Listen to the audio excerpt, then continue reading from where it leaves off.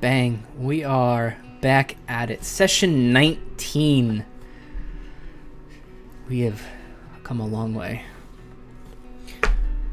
Let's just get right into it. Last episode we were together after a very long break. The team started at the edge of the wondrous university in its winter splendor. Perhaps due to the cold, perhaps due to asking for directions being a sign of weakness, Signy briefly led the team astray before finally arriving at the residence where they were thrust into battle after being pranked by Gordon Simmerchance. After a tough battle that left them seemingly unharmed, Harratuk was able to secure a reward of sorts from their new adversary, one that he said he had received from Captain Katrine. Without wasting much time, the team entered Signy's room where they found an itinerary of Calvin's schedule and went to the first location on the list, a public appearance by Dr. Richmond and his lecture on angels and demons. Moving across the massive campus and witnessing its impressive sights, the Ringbreakers arrived at their shining library.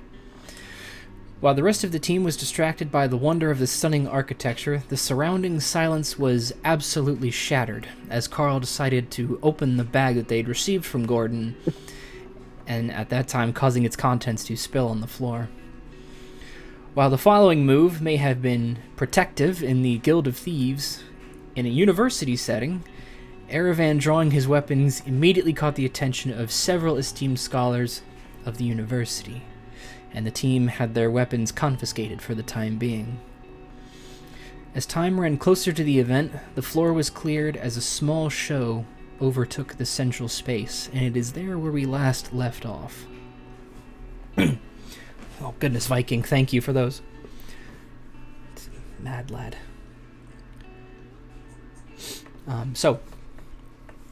Last time you guys had just entered the library and had settled in for the speech for Dr. Richmond, and what was the questions I had been preparing for you guys. If you wanted to kickstart RP, that will go to. Yeah. If I could ask a question before, I wasn't here last time. Yeah. So, after the battle with the pranksters, what was the reason we went to the library? If one of you guys want to answer. Let me pull up. So, because we were looking for Calvin. And Calvin had left a list in the room of an itinerary. So there's a sermon in the library at 2, atrium discussion at 4, drinking contest at a tavern at 9. So we were just going to kind of go through the list and hope that we found Calvin at one of these events. Okay. To help direct us to our next objective. Yeah. Okay. And just so Jake also knows, did anybody take notes on what came out of the bag?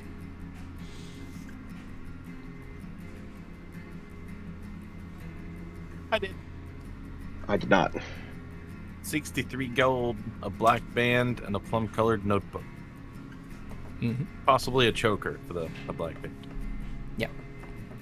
And then this week's starting RP question: what is a childhood memory your character cherishes? And that'll go to 6 Signy if you ever want to ask it this session. So I will ask you guys, as the stage is beginning to set itself and there seem to be these various distinguished speakers who are introducing themselves as well as their following speakers on stage, you guys are able to find your own seating area. Is there anything you'd like to do before Dr. Richmond appears? I want to nudge Signy a little bit, just ask him, do you see Calvin in here at all, or? Take a look around, see if I see him. Yeah, make a perception check-a-rooney. Not bad for the first roll. 18. Yeah. So Signy stands quite a bit taller than most, if not all, of the people in the room, other than the mountains that stand next to you. And I will say it is a little bit closer to when the speech actually begins that Signy does manage to spot Calvin kind of sidling into a different section that appears to be mostly comprised of other students of the university. Pretty tall, obviously. Can I just kind of make my presence known in a surreptitious way? Like, I don't want to like jump up and down, but maybe like raise my arm up so I'm even taller than the rest and significantly, and kind of just wave, because he knows I'm tall, so like he'd probably guess it was me. Yeah, you can see him. You can see him like kind of like making apologetic movements and hand gestures. Well, maybe Signy wouldn't recognize apologizing. I don't know, but the rest of you can see him making apologetic gestures to the people as he's scooching past them and is looking around, kind of admiring the space. It appears to be looking for something. And eventually, he does land on Signy, and he gives a very small wave back, like tone it down, so other people try to watch. I'll lower my arm and sit, and I'll whisper to Alena and say, "Yeah, he's over there. Guy kind of just squeezed in between everybody." We should try and catch him on the way out. I don't want to make a scene, so we'll probably just follow him. I don't want to like actually grab him, Yes, of course. For the sake of descriptions, I'll say he's a little bit... It's hard to tell with the different levels of seating that are around this area. There's the stage is in a square shape as the speakers are coming up and moving. There's a seating area in front of them that fills with other very noble-esque looking people. And if you guys recall, the library is open from floor to ceiling, and there are 4 walls of windows around that open space. And all the way up, you can see lines of people, their noses practically pressed to the glass, waiting to hear the speakers. And eventually Dr. Richmond does appear. So he's your classic professor-looking type. He comes out with a slight bit of a hunch, balding over the scalp of his head. He's got some kind of scraggly, long gray hair that runs down the back of his head, very, very pressed down, maybe gelled and combed. There is an ecstatic applause that goes over the entire crowd, several different sections that surround, as well as the people in the above panes, each clapping to greet their speaker. And he waves a little bit, doesn't appear to have a smile or any kind of enjoyment on his face as he waits for the crowd to die down. Thank you all for coming. I'm going to be getting quite to the point of this lecture. Those of you who know me know that I am known for my lectures and my books and the like. This will be a bit more extemporaneous, with exception to some images that will be shown throughout the presentation. My health has been failing me as of late, no doubt due to the stress of the situation that I currently find myself within. I have remained quiet thus far, mostly due to the advice of peers, council members, friends, and family. But I must bring myself in line with that is demanded of me by my conscience. Over the years, many of you know that I have collected artifacts, articles, ancient scribes that are very, very old, perhaps older than we thought previously. Within the last few years, 5 to be precise, I have noticed many of them have gone missing, including within those books of summoning. Those who have taken my 3,000 and 4,000 level classes will know that these books are incredibly dangerous if they are in the wrong hands.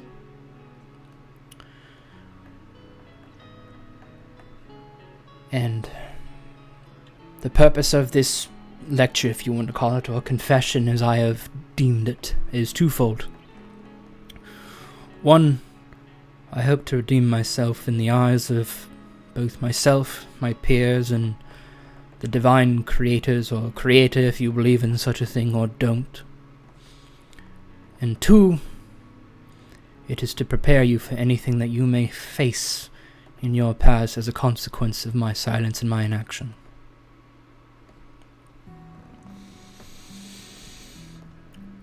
I will start with angels before moving along to demons.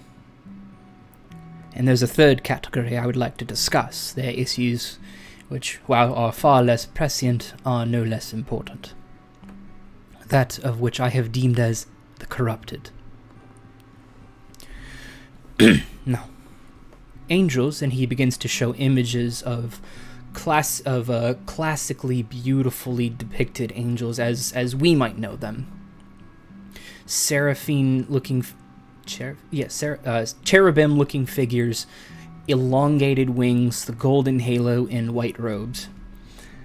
While these figures here may be represented in classic mythology as the angels to which perhaps many of you may be familiar, there is a variant of them. There are several variants, in fact. Angels often speak with their followers, or their chosen beholders, through dreams. This can often be confused with the power and the visions granted by that of a true god, which is a lecture for another day on its own. Angels often give their beholders vivid visions, accompanied by life-changing epiphanies, whereas gods move them like pieces on a chessboard. They are known to exhibit large-scale public endeavors in some instances, if their one-to-one connections are not satisfactory, such as to be observed in the Kingdom of Rashidi. While I have not had the opportunity to observe this famed kingdom, I am all but certain Rashidi himself is, in fact, an angel and not a god. Their appearances may be as these that I have shown you, and they may appear otherwise, and I'm going to post this one for you guys to see. Hopefully it pastes okay.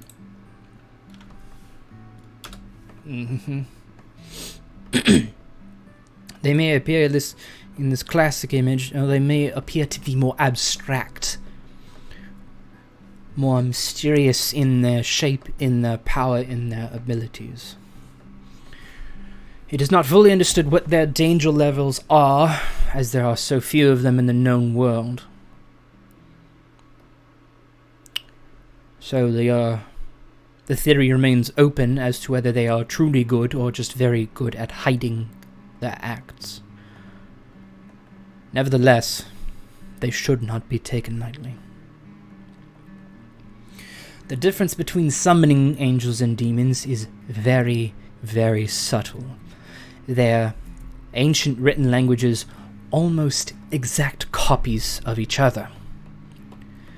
The differences between them only come out when spoken.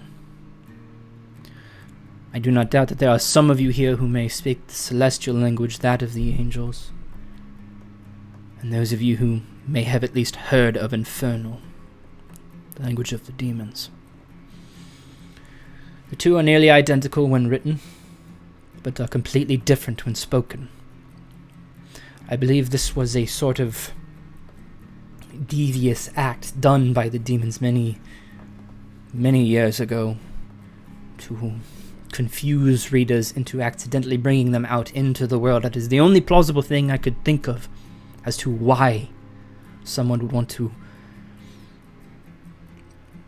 bring about such hatred and malice. Demons are the far more dangerous of the two, and will remain the main focus of this presentation. They are known almost exclusively to be red-skinned, with wild horns that often twist and split apart much like branches, as if to instill the most menacing fear within those who gaze upon them, save for that of the succubus.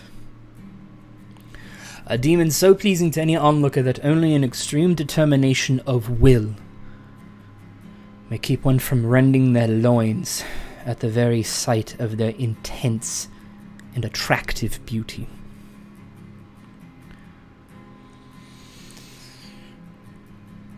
While I am not at liberty to discuss how or when I have seen such a magnificent creature, I am not ashamed to admit that I have, and that I nearly succumbed to her malicious desires.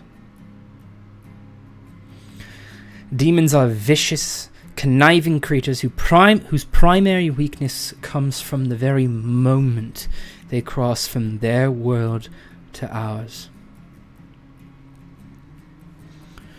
After this, they are incredibly difficult to catch, let alone wound or kill. Extreme caution will be what keeps you alive, should you ever come into contact with one. One of these fiends, I should say. I will briefly open up the floor to questions, as I'm sure many of you will have them. Are there any who dare ask questions while I am still able to speak of them?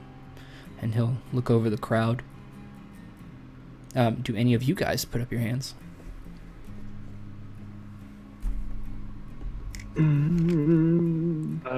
Whoever's sitting next to me, I'll just lean over and I said, "Seeing the angel." Let's just say it's Karl, maybe. Sure. I've seen the angel in the kingdom of Rashidi. Oi? What's it like? It's like an orb. That's a weird thing to look like for an angel. I tried to stay away from that place. Haunted? Little spooky? It just made me uneasy. It was up in the sky. Best not tread where we're not supposed to tread when it comes to gods and such. I nod my head. He continues to look over the crowd. And you guys are looking back, and you can see one sort of faint... you guys haven't... I guess you actually have seen Calvin, because Signy pointed him out. You can see where he is over in the stands, and he raises his hand. And the doctor continues to look over the crowd.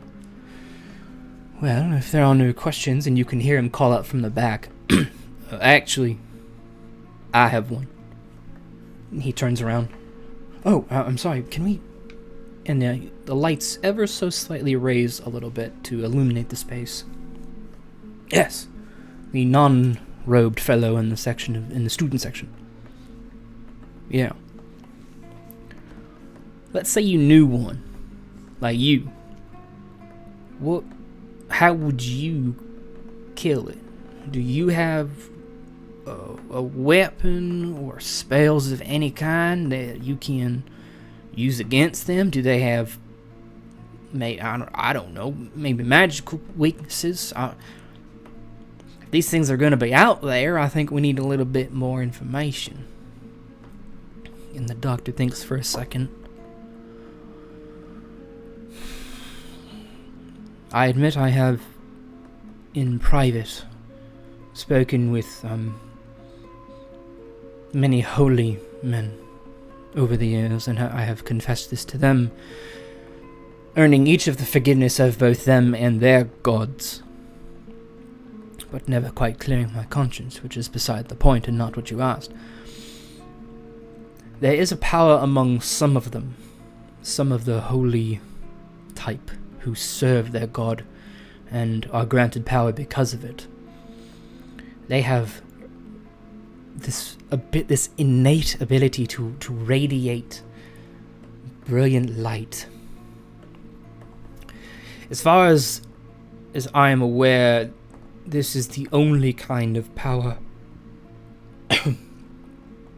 Excuse me. This is the only kind of power that affects them more than most, shall we say. An excellent question, and I encourage more like it. On to the corrupted. Much different by every measurable variable in the previous two. They are believed to be some form of failed priests and have transformed, for wholly unknown reasons, into vile and malformed creatures with intense hatred and have gained the natural ability to manifest powerful spells. They are very, very different from demons, and they have significant, obvious characteristics that define them. Priests, as perhaps some of you have seen, perhaps some not, which is the unfortunate situation we are in right now within Fury Keep. And you can see he looks up towards one of the sections above you guys. It's the unfortunate situation that we're in right now, where their faiths are not permitted behind our walls. You may know, you may not, they each follow one of their own respective dragons. And he pulls up two further images. One is very, very similar to what you guys had seen from Antra and the way that she looked, the young dwarven woman you guys had met in Ilwy Vale. The defining characteristics between her and the image you see are the glowing set of eyes, the color blooming veins, I guess I should say, as well as a very physically strong build. These appear to be the proper followers, for lack of a better term, while these, and he gestures to the opposite side, where it is similar in its imagery, where they have the same colored over eyes, but rather than having illuminated veins, theirs appear almost like cracks in stone that line their skin. They have these prominent warts and boils and this greasy string-like black hair and malformed teeth that define their face.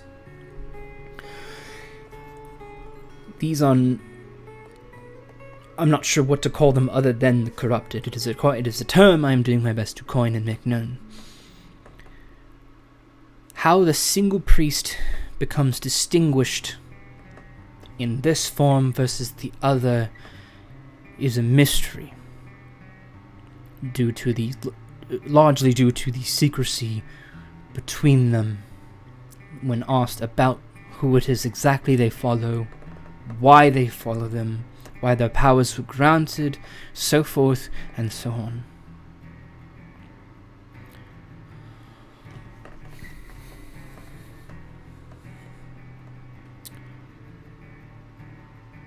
I believe for now, that is all I have to say. That is the extent of my knowledge, which has filled many volumes.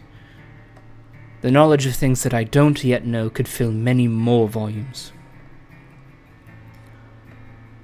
And I hope I can be forgiven.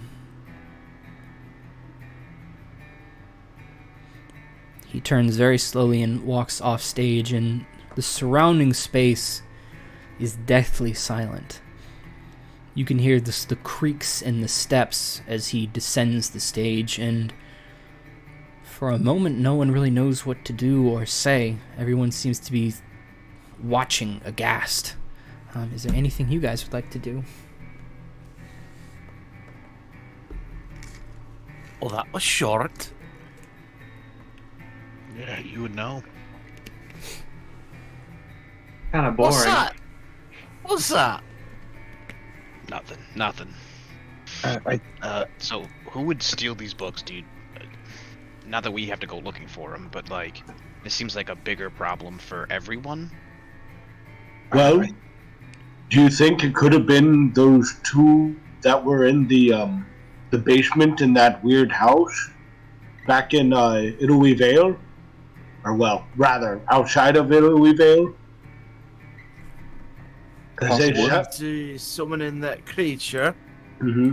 By the description he gave, that was a demon. But as he was saying, they use the same language for both, so maybe they made a mistake and summoned a demon instead of an angel. Maybe that's what they wanted. Well, they kept saying angel, so I'll give them that. But we do need to. I think those are our first leads. If we do decide to look for them. And then, not to point it out, but it seems Calvin's interested in learning how to kill them.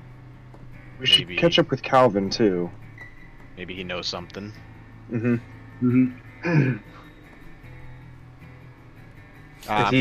this people starting to disperse now? Yeah, is Calvin still there? Yes. So as you guys were kind of not the first to speak out openly or to create some kind of noise, as everybody begins to rise, and the energy in the air is very similar to what you guys are feeling, where everyone, most of the people are like, well, that was... And I should say the full speech would have actually been a little bit longer, a little bit more drawn out. That was the condensed version to keep it interesting for you guys. The full speech would have gone on for about an hour and a half. So that puts you guys... if it started at 2, it would have been 3:30 then. Yep. So, yeah. So you guys are not the first to move about in your space or talk with the people next to you. The energy in the room slowly picks up as you guys start looking for Calvin. What was your prior perception? It was like an 18, right? 18, yeah. Okay, yeah. You can. I'll let you roll off that one. Excuse me. You can see Calvin does, with the rest of the student section, once he kind of shakes off the daze, you can see he is trying to... he first looks up and around the glass space. Excuse me, sorry. Before he returns his vision downward and starts to make his way through the crowd back towards where Dr. Richmond had wandered off to.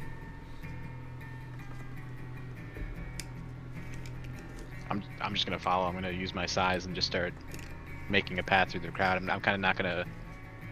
Not that I'm ignoring everyone, but I'm just gonna like. Not gonna body check anyone. Yeah. Well, no, I'm not. I'm talking like the group here. Like I'm not like trying to diss them, being like, oh, you guys are second fiddle. But I just want to like find my friend and figure out what the hell's going on. Yeah. I'm gonna follow. Yeah, I'm gonna shoulder through a couple people. I think it's fine. I'll follow in the my wake. Shoulders, or I'll be in the wake behind Signy. I'm gonna stay at the back of the group. Yeah, so I think for Karl's shoulders, he's probably like hipping people. They're just gonna wonder what hit him. Well, yeah, the wake behind Signy is definitely one. Is definitely one you guys could all follow. It is not hard with that. It is not hard with that 18 perception check for you to actually keep tabs on Calvin. He's not the only purple-skinned individual in here, so he is a little difficult to keep track of. But you managed to follow him. Let's see if he can keep track of. No, he can't. It was almost a natural 20, but you know what's right next to that 20 is a 2. So you guys eventually find Calvin in... I'm trying to think of the layout of the building.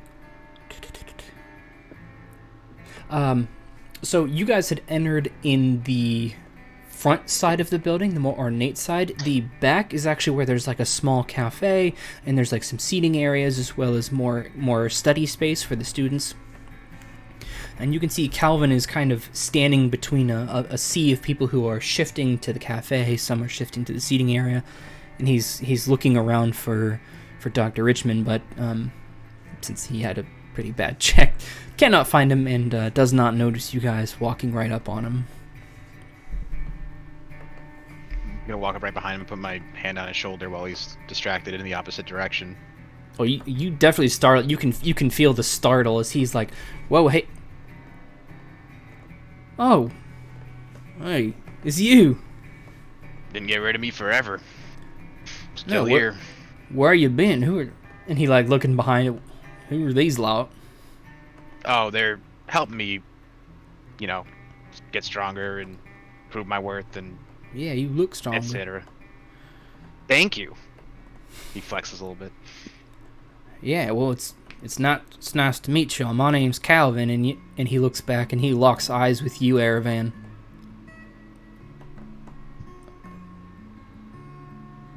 Erevan? Calvin. He walks like straight up to you and like looks you up and down. What the hell happened to you? Where did you go? And he'll like hug you for a quick second. What are you doing? You knew he's looking at you, Signy. You knew him? You know him? No, I met them a few days ago, and you know, circumstances and a couple of fights later, we're just kind of chilling together for now. And what the hell are you doing here? Where did you? We need to sit down. We need to talk about this or something. So he leads you guys over to a table and just kind of like grabs chairs from, even if people were like about to go sit, like that Panera sit where like it's super obvious who's gonna go to a table, and he like just grabs a chair anyway. Someone's about to sit down. He like pulls it out from underneath him. Yeah. And he's pretty much just engaging with Erevan at the moment. What happened? Where did you go? Do you know how worried everybody was about you? Is worried about you? I think Alena can take this one. He's like looking over. Well, I assume you're Alena. Looking at Alena. Yes. Yes. Well, long story short, we all ended up, minus Signy, but we all ended up in Ilui Vale.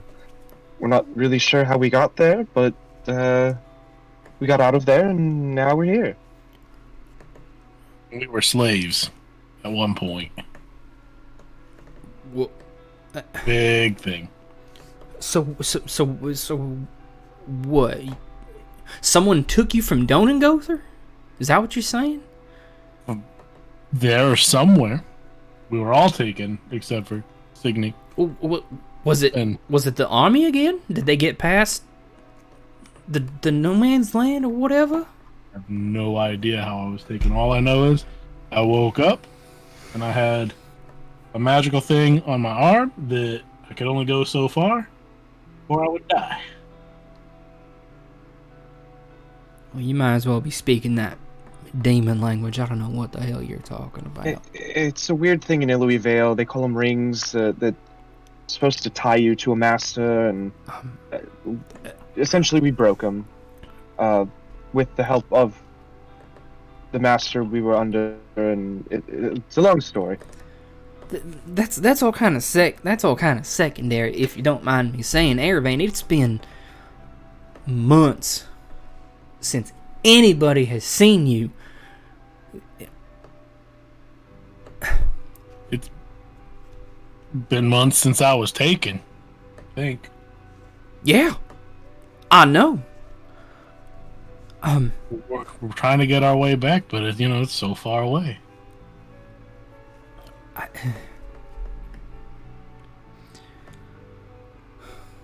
And now we got all these things that we're fighting, Pretty sure we fought something in a cave or in a tunnel under a building.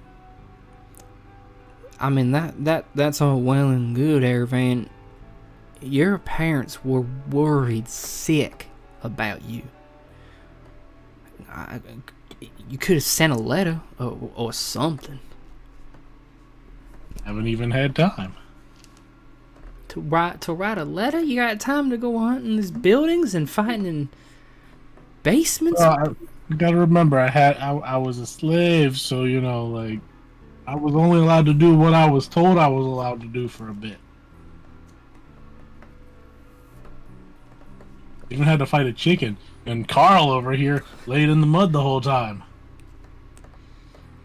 I tried. He's like looking down at Carl. Wasn't a regular chicken. I do not understand the flippancy that y'all seem to be holding about the situation.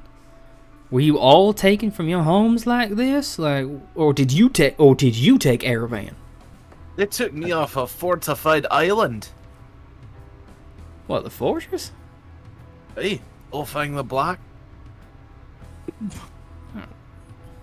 He looks at Erevan. Well, I assume that's where Ironsight's from. Did they go the same way?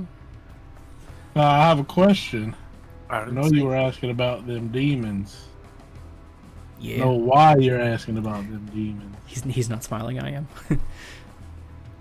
You're not asking because of Jack, are you? What, Erevan? He's not smiling. God damn it. Because he's no demon. Yeah, well, I ain't too sure about that, Erevan. He almost got us killed. No, a T-Rex almost killed us. Yeah, well, how can you be so sure he didn't know that was out there? Like, what if that's part of his plan? My mama's out for blood here, Erevan. And I gotta say, I see her perspective a lot more than I see yours. Look, we've lived there all our lives and we never saw one. How is he gonna know if he's been there forever? I mean, that's a bit more of a point to my mama's side that, how would he... I mean, he's been to the same areas we've been to, so if he's going to the same areas that we're going to, how's he gonna know about it more than us? Look, Erevan, I'm not here for a fight, I always was a better shot than you anyway, so I don't think that's something that we want to do right now, especially... Wait just one dag nabbit second, alright? Listen here, buddy. We can settle that later. You and I both know I was the best, top of the class. Always number one. Don't get jealous now. That's why you're after Jack, because he didn't make you number one. Yeah, that's a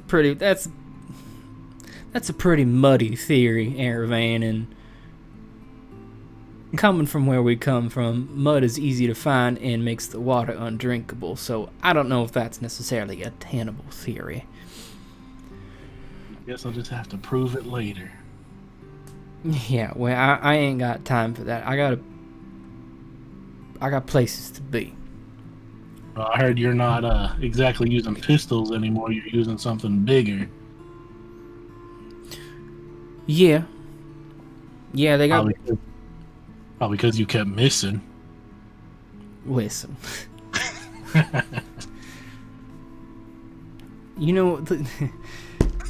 Bigger is always better where we come from. And look, if you want to see it later, I'll show you.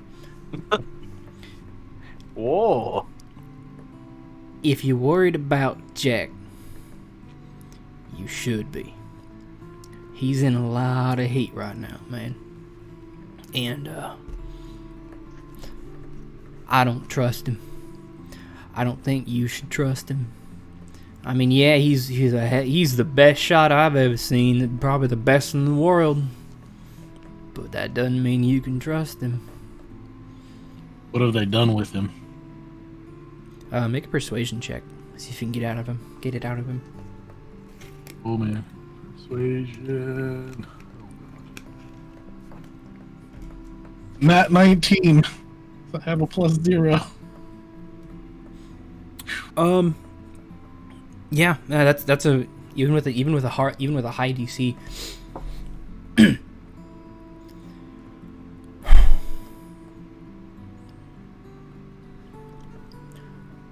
well, I wasn't exactly part of the interrogation process, but from the people whose bloody knuckles who came out of there when they were done with him, I'd be surprised if he didn't tell them everything or anything. Put it that way. So I'm gonna have to make my way back. Good luck. It's a long way out there. And they're gonna be looking for my letter. There's just a couple other things I gotta do while I'm around here. And, that might be it for old Jack. So, was Jack your teacher? Yes. Yeah. And is he a demon? Or Yes. why do you want to kill demon? You saw the same lecture we saw. He's a demon. You gotta deal with him while you can. I don't know who Jack is. Does he have red skin like the guy said? Yeah. And horns. Sounds like a demon. That's what I'm saying. Now, hold on. Is he an arsehole? Do I know what he actually is? I mean, Adam probably does. Like Adam knows. Yeah, but... Erevan, no. He is Okay. he is the only of his kind that Erevan has seen. Yeah. Okay. I didn't know if that maybe he had let Erevan know or not. Good. Yeah. No. He never talked about it. Erevan definitely has. Well, actually, make I want to say insight, but I don't know if that's.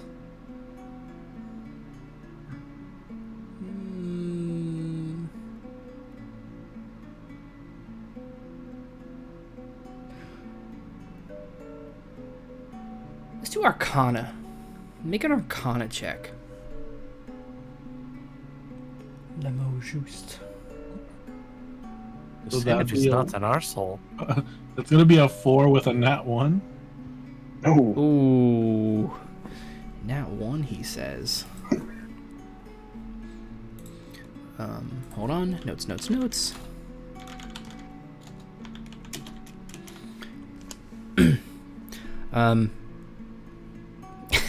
So the descriptions that Erevan had seen from what he had just seen versus what he has always known Jack to be, they're not precisely the same, and they're not wholly distinct, which is about as much as a one will get you. I mean, I don't know if I'll call him an asshole. I suppose he was always pretty nice, but if that's, and he gestures back towards the lecture hall. I mean, if we're supposed to pick up anything from the good doctor, then I think that might just be one of their powers or their manifestations of things that they can do. They can trick you. But how do we know that he's not just saying that to cover his butt for losing these all-powerful books? He can make up anything and say, "Oh, this is what was in these books, and this is what I know." Like, and it doesn't have to be true just because it's him. I mean, that's up to you what you want to believe. I think he was being pretty honest.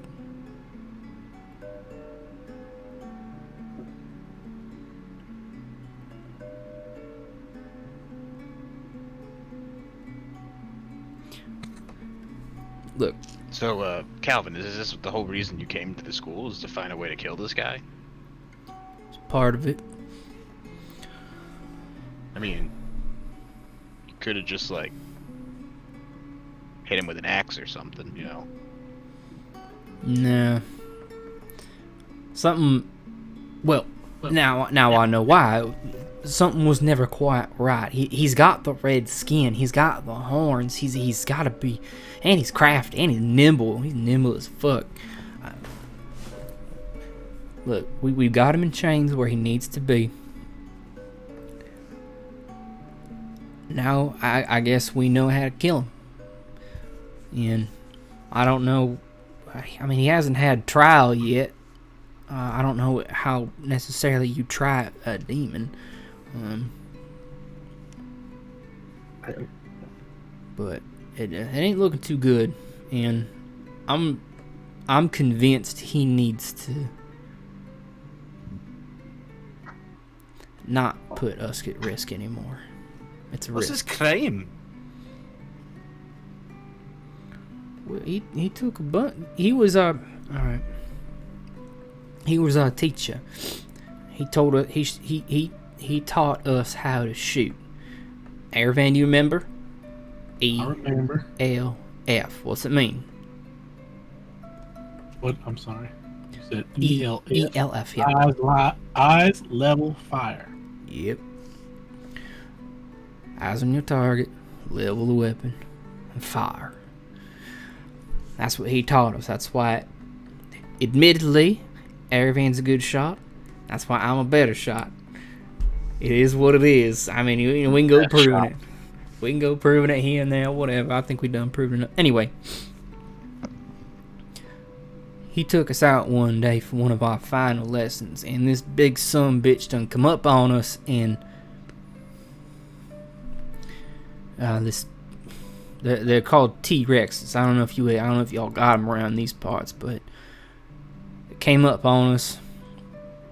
We were all new shooters at the time, relatively new, and we didn't stand much of a chance when, I mean, these things are, y'all have been hanging out with Erevan, you've probably seen the ones he carries. I mean, these things are delicate, they're intricate, and you have to load them very, very precisely. Add the stress of death into the situation, and it's kind of hard to do all those things. So, this beast, this monster, killed several of our classmates and friends. Didn't a good teacher know how to train you to work under pressure? Well, I mean, that might have been the lesson for the day, but no, he didn't. I mean, I've dealt with a lot of wildlife in my day, and they just kill. I don't see how it's his fault. I lost a lot of my hunting mates with, saber-toothed tigers and everything else. Well, I mean, yeah, if you want to call them that. I mean, we start hunting early in my clan, but well, for you, it just happens. How old were you when this all happened? How old were you both? It was about a year ago. I mean, what's the motivation? Why would he just kill for no reason? He's a demon. I don't know what you expect out of me. I'm not a mind reader. His crime is having a T-Rex eat a bunch of children. That's my gathering. It was. I'm not really here to argue, right? Like, my mind's made up. Oh, you're talking about a man's life, potentially? A demon's life, yeah. If you want to call it a life at all. Does he pay taxes? Does he contribute? What's he got? I mean, I guess, but if, the end result is sacrifice, then, your hands are kind of tied. I'm not a demon! I'm not a demon! I don't know! Y'all giving me the third degree. I think we need to have a talk with this man. Yeah, well, maybe you ask him all these questions, as he's the one who did it. So if this incident happened a year ago, how long were you training with him before it happened? I feel like you would have had plenty of time to go over and be able to kill something like that. Up to that point, he had never trained us to fight something that big. I mean, maybe this was the first lesson. I don't know. I'm not going to be able to answer most of these questions. I mean, maybe you should ask Erevan. It just seems like you don't have any training at all. I mean, if you ask me, I don't think I do too bad with my stuff.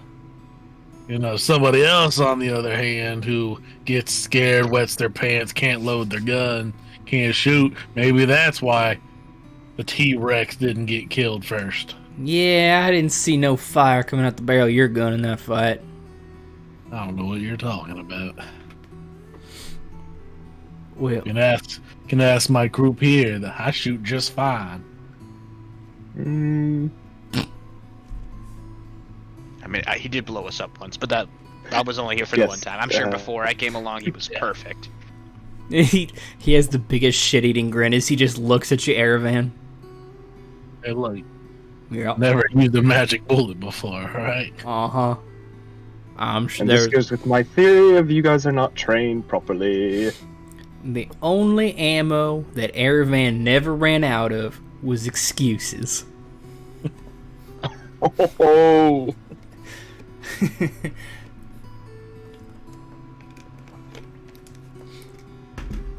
But Hey, I have a question.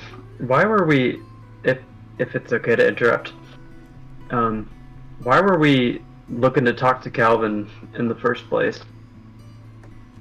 is this Jake or Harratuk? Jake. Jake is confused, and Harratuk's probably also confused. Yeah. Do you guys want to answer it? So kind of confused too. We got information from the Thieves Guild. I don't remember exactly what. That led us to me suggesting to go to the university. I think it has something to do with the priests, if I'm not mistaken. Something to do with that whole thing going on. I think it was something about a weapon that. Well, the I'm looking for a wizards know weapon about. personally as Signy, but I think there was something else going on with One's bad mouthing the church. yeah. Mhm. Oh, And that's where I kind of got lost. I'm ashamed Yeah, we at your were- note takings. We were investigating like the bad mouthing of the church. I've been and trying found, like, to. information. It's a very heavy campaign.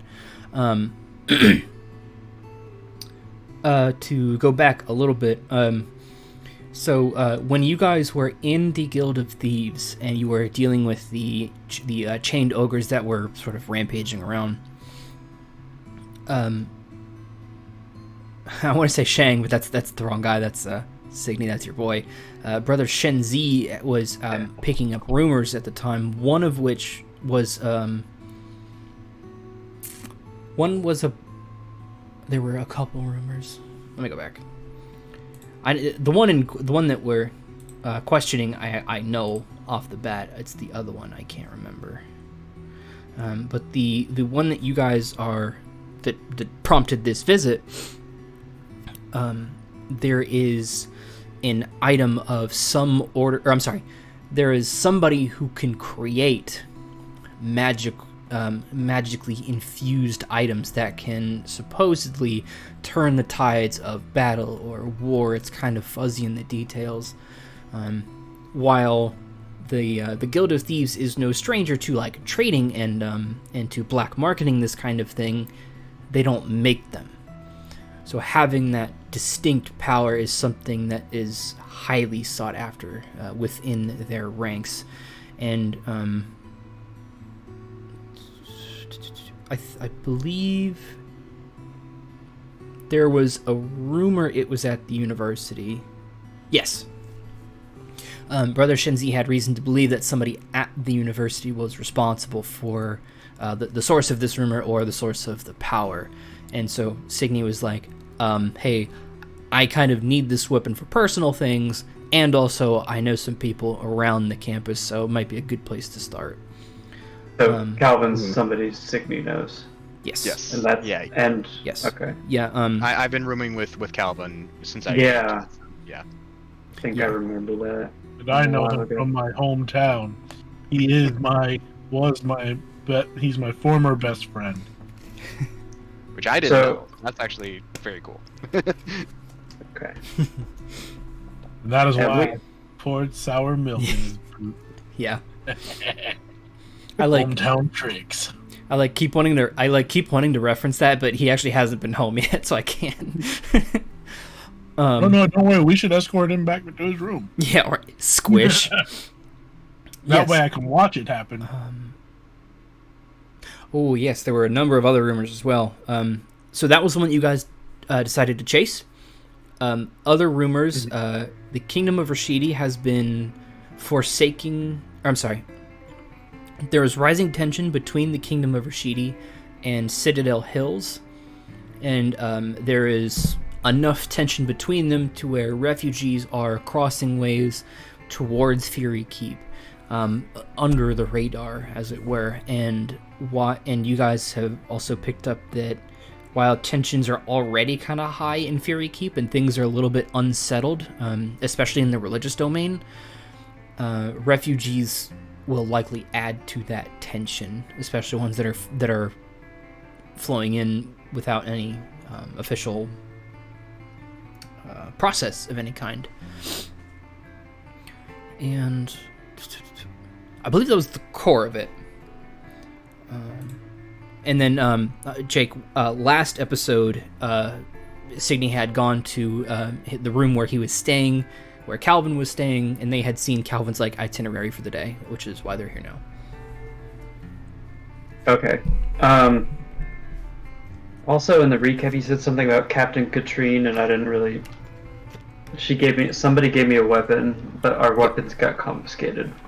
Yes.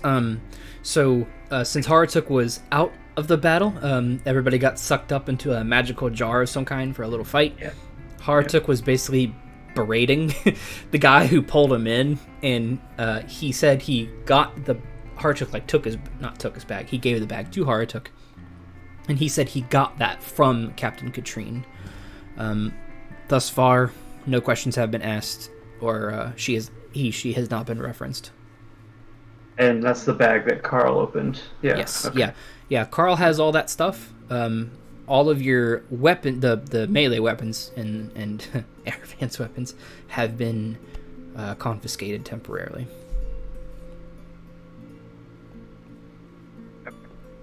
And I hear a garage door, so I have to put a toddler down. So I think that's a good time for a break.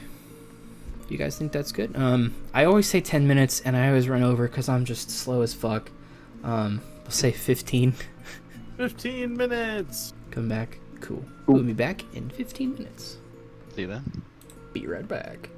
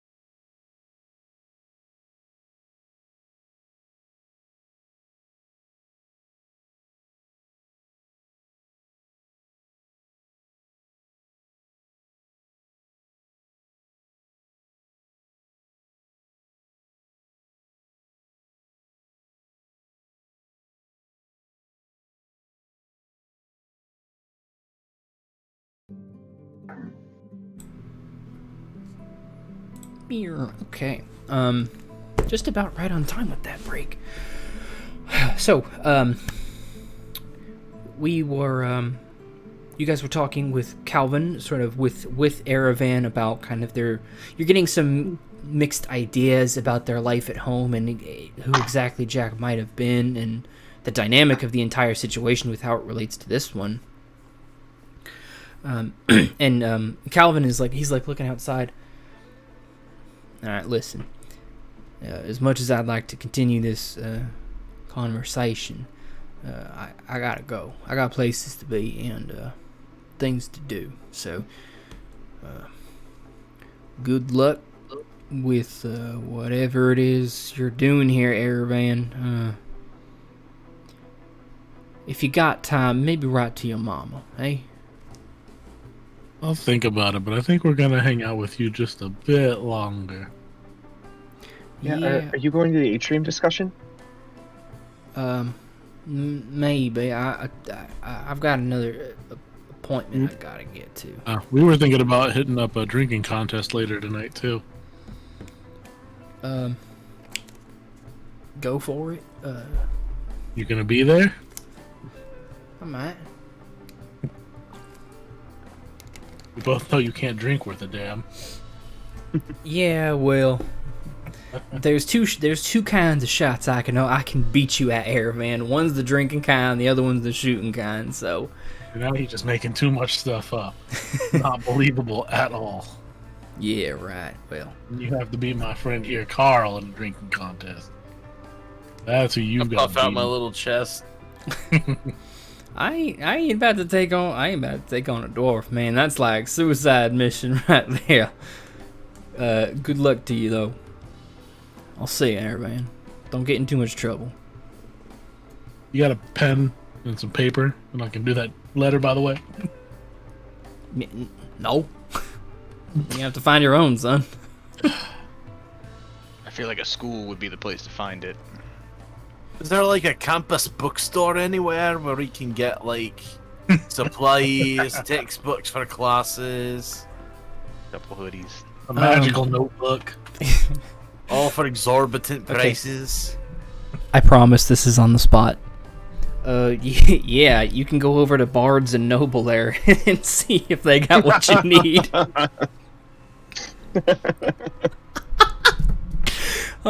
I give myself inspiration.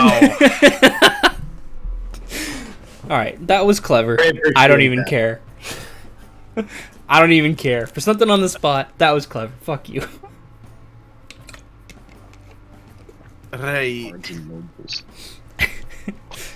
Bards and nobles, what happens when the bard sleeps with the lady of the house. Oh. Calvin, before you skedaddle, Yeah. quick question. We heard some talk. I'm not sure how much I told you about why I'm here, but there's some rumors going about that the university, a couple of the professors here are big into maybe some weapons, of the powerful kind. Well, yeah. Maybe more than the average wizard is inclined to talk about. I mean, I guess it depends. Professor Armin is a teacher of the evocation department.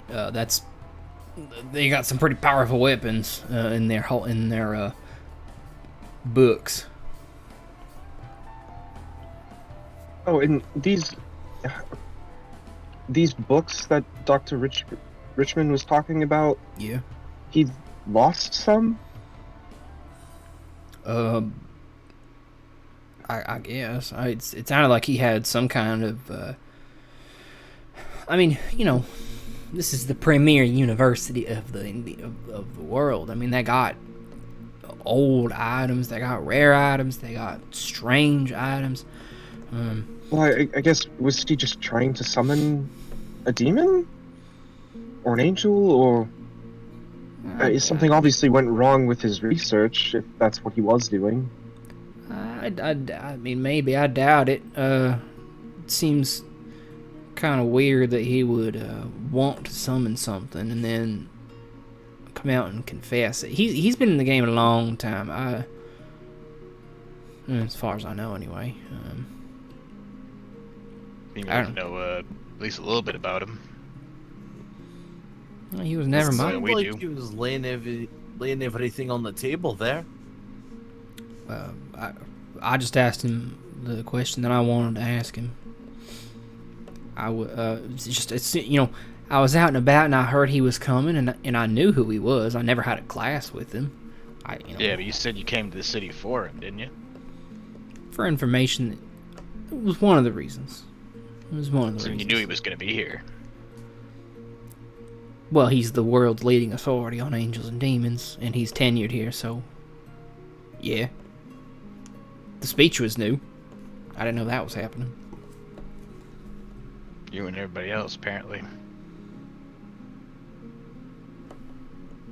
So what kind of gun you shooting now? Look, I got to get going. No, you don't. Yeah, I do. I'll see you. He starts heading for the door. We're following him, guys. I think he knows more than what he's leading on. He's probably gonna go shoot that guy.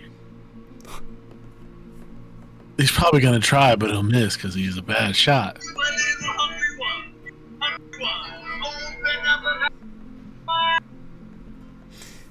Vinny watching Weird Al during my stream.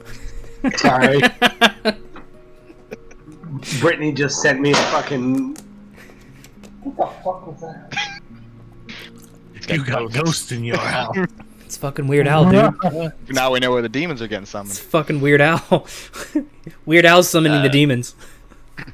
Erevan, if you do want to follow him, I'm really bad at following people, I'm going to be honest. He will see me. If we want to know where he's going, I don't recommend I tag along on that one. I'm not great at stealth either, so I mean, do we actually care if he knows that we're following him? But he does Probably seem not. very fishy. If he doesn't know, he might do something else. If he knows that we're there, he might not do that. True.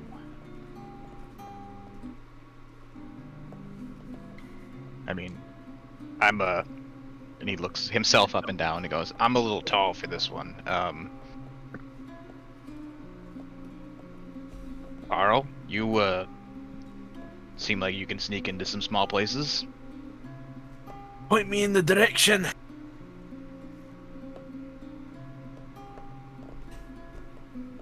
What do we think? Should we go after him or well, let him go? I mean, what other would loot say- do we have? well, whatever that discussion in the atrium that's Yeah, coming right. up, that could give us a lead for I mean anything. But if we want to have someone follow Calvin in the meantime and meet us there, if he strays too far off campus, come back and regroup. But I'll try my best. Erevan, you seem to be getting on with the professor, or excuse me, Alena, you seem to be getting on with the professors pretty well. Maybe we should get our weapons back sometime soon? I agree, but I don't think they'll let us take them back inside once we grab them. Maybe not until we leave the university. That's kind of my thought. Just feel naked without it, man. I don't know. I agree, especially if we get Can't to see run into nothing, one of those right? jars again. No, you're fine. You're Okay. covered.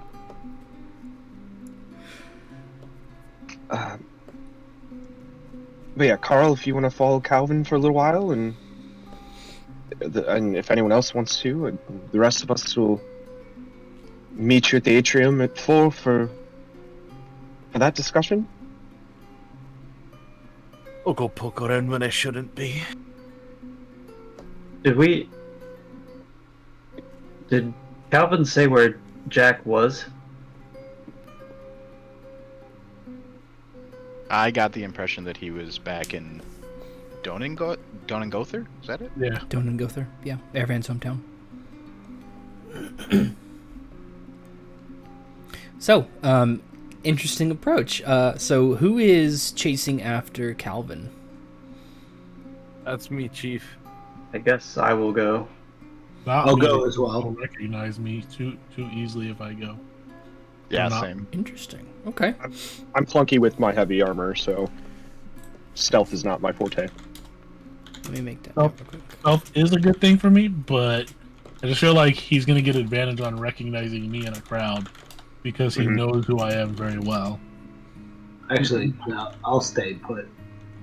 I'll go to the So whatever. I don't want to be like giving him, an easy thing to spot out. So Angene is staying put. So you guys are sending your barbarians out on a stealth mission. Yep. Oh, We don't have a choice. that's bloody outrageous, mate. Well, We don't have any rogues, do we? no, you have 2 barbarians though. No, The minotaur and the dwarf. Yeah. If everything is a ruckus, then nothing is a ruckus. So just make a ruckus. I think it's, Oh, it evens my itself God. out. We're sending the tallest member and the shortest member. It evens each other out. We're good. Yep. They'll search for him high and low. It's just Penn and Teller. It's like magic, you know? Is there like a weapons department in the like an armory?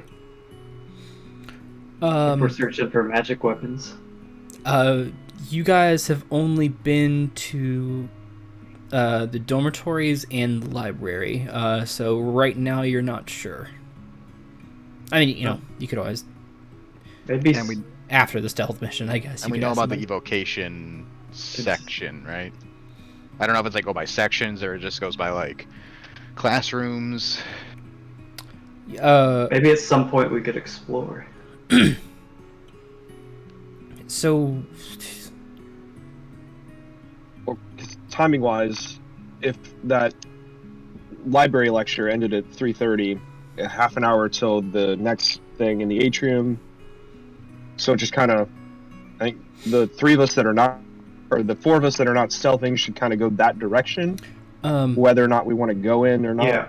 I Whatever. am going to add a little pressure to the situation. I'll say your guys' talk with Calvin would have taken another 30 minutes. Oh no, it started. We're late. So it's 4 o'clock, yeah. And it's in another building. Oh no. Do we know do I know the location of the building You're from like, my time in the university? Yeah, I'll give it to you. It's in the atrium hall.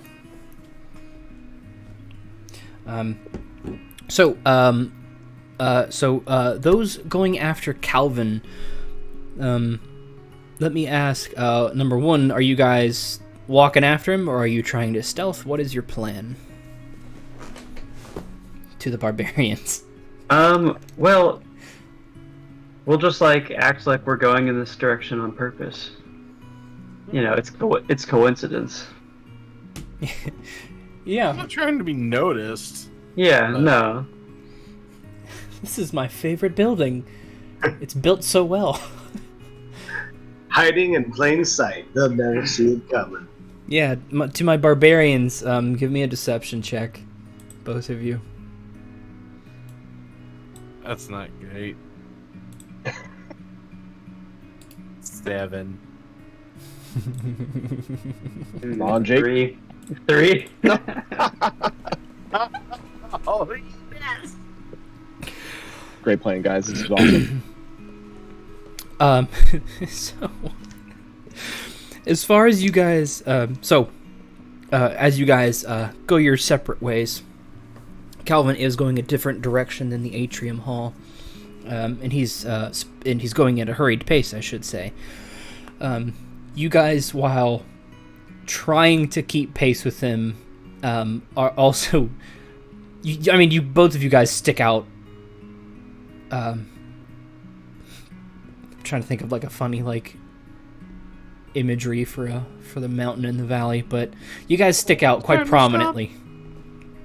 And you're like, oh wow, sure is cold. And people around you are like, what?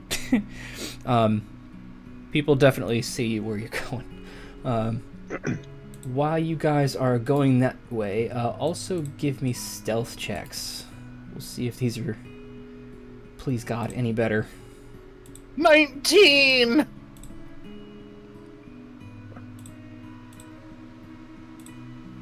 Jakey? You're muted, Jake.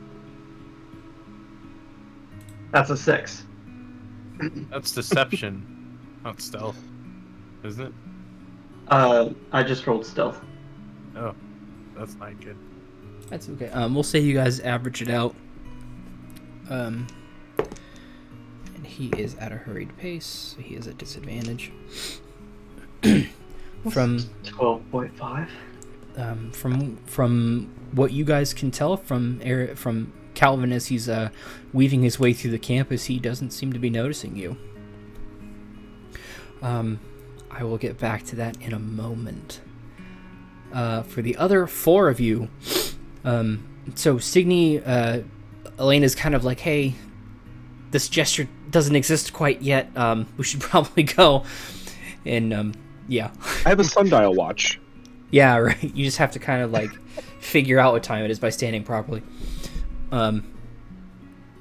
Signy does know where the atrium hall is, and we'll save some. Did the schedule say what the lecture was on? Like what the topic was? I believe it did. The arcane or the prohibited religions in the city, right? Yeah, so that's definitely what we want to see. Okay, you'll see the full title when you get there. So, right, so I'll take the group and make my way to the atrium. Yeah. And a quick question: are there any hard cutoffs tonight, like time, like how long we play wise? I mean, we get 10-ish, 10:30 at the latest. 10:30. Okay. Does that work for Jake? I think I heard you. Yeah. Okay. I mean, that's an hour and a half. I'm pretty sure I can cover everything I wanted to cover in that time. Yes. So the 4 of you, as you guys are making your way through the campus, you can hear a lot of chitter chatter about, mostly in regards to the very strange conversation that had just gone. And how about Alena? Give me a perception check.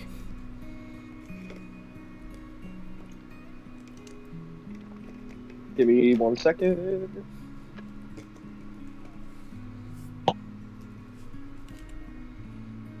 Let's see. Alright, perception. There we go. Ooh, not good. 5 total. Yeah, there's a lot of buzz in the air, and Alena is trying to keep her ear to the ground, but every time she tries to listen in on a conversation, Signy is like 20 feet ahead of where she last saw him. It's like, it's kind of a choice, and she follows with the team. As you guys make your way through the campus, Signy does take you guys to the atrium hall.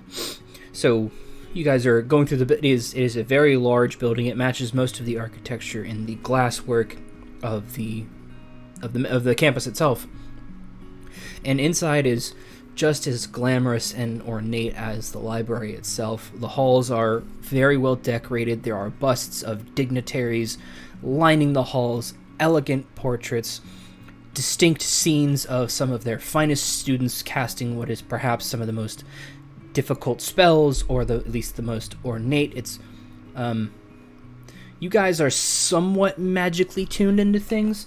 Whatever you're witnessing is certainly beyond anything you could imagine is even possible at the hands of magic, or whatever it is that they may be doing. There are people. You guys do actually get there a little bit around 4:30, And most of the atrium hall has filled up at this time, so you guys are seated more towards the back. And I'll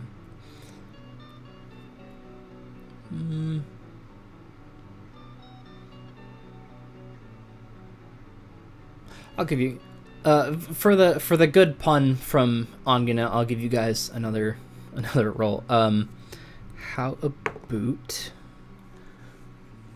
Alena Angene? Angene's with him. Angene, perception. Un momento, por favor. Sí, sí.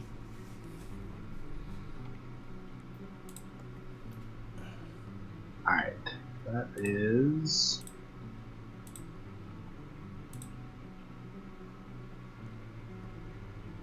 perception, right? Mm-hmm.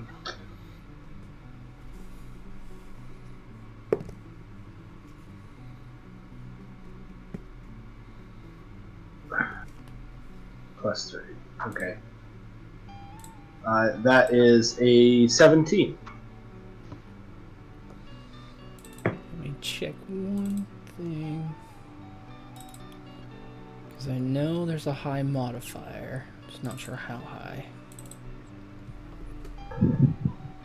Nope. Okay. So, with a 17? 17. Yeah, with the 17, Angene very quickly spots Amaris up in the very front row with several other very posh-looking individuals. She seems to be working the room with them. Many of them,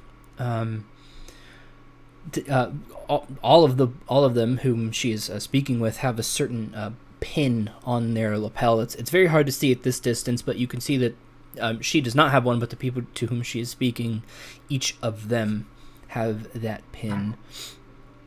You also see another familiar face. You see Nero working his way through some of the seating.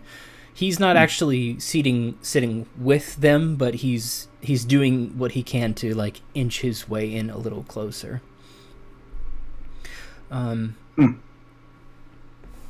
So where is my dice bag? Is over there. That's okay.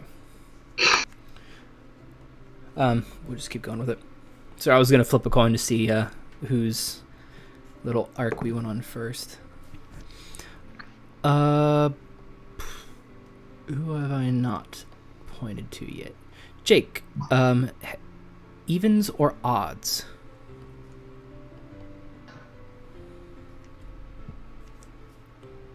Jakey? Yes. Evens or odds? I said odds. That's a 5. That's odds. So we'll do your guys' first. So as you guys enter this space and people begin to take their seats, there is a moderator who steps up. There are 2 chairs on either side of him. He introduces himself, and he begins to open up the seminar that will be discussing the implications of the forbidden magics with a prominent magistrate. So he introduces his first guest, Professor Armin Velignat. So this old, weathered-looking, green skin... Actually, I don't think you guys have seen this type of humanoid before. It is this very tall, lizard-like creature. Very faded green skin.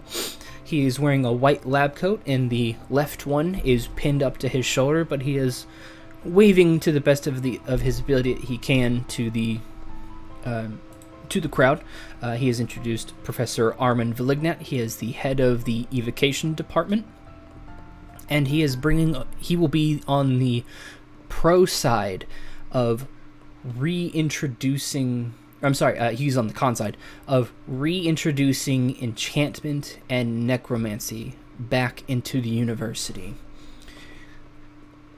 And he brings in their second guest, Denson Tylari, let me make sure I believe it's one of 7. So many notes. Yes, Denson Tylari, one of the 7 current aristocrats who actually run the city. They are the ones who ensure new laws are being formed where they need to and that they are being followed when it put in place. He is arguing for the pro side of the argument. So you guys don't necessarily need the nitty-gritty details of the debate. Armin is arguing against enchantment and necromancy being reintroduced into the university.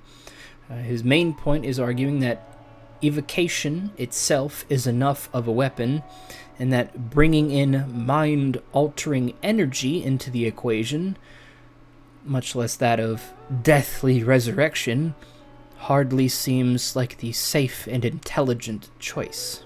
Despite the levels of competence they have displayed over the years, despite the high level of performance in their academics and in their from their students, he does not think that it is the proper time and place to introduce that.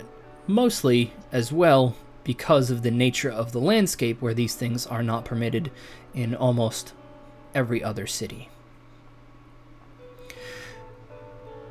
Denson makes an argument probably any politician would make, let alone an aristocrat. Think of the tourism.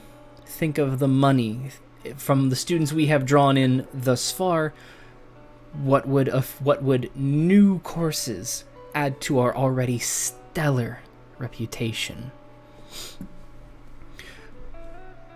This discussion goes on for a couple hours, so I will actually ask you guys, we'll say 2 hours.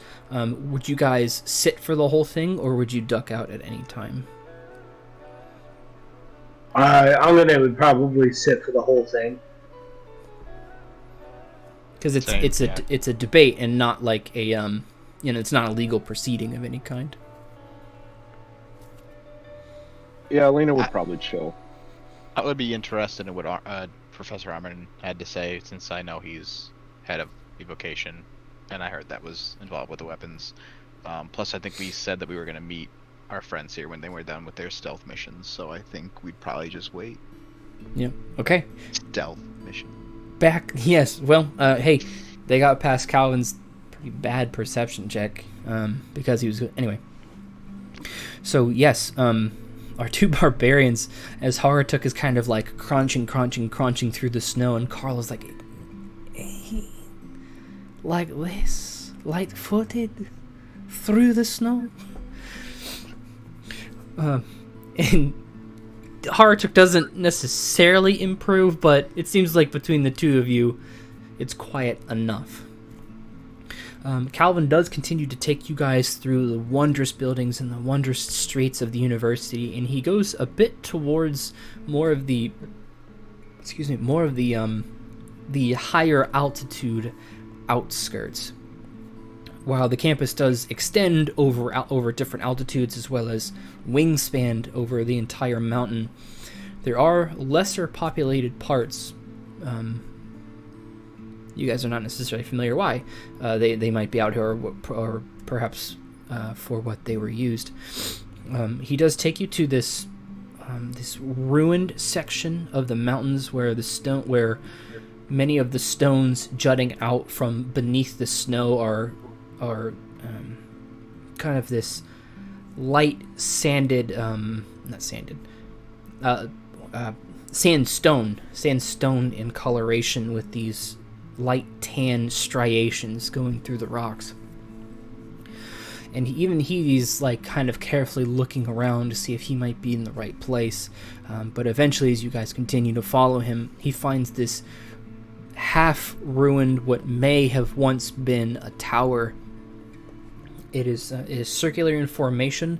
Many of the stones have fallen over time. You can see some of the debris that is emerging from beneath the snow, and many of the dead foliage that was vinery at one point, perhaps. It's either been here for a while and covered with snow, which killed the plants. You're not sure.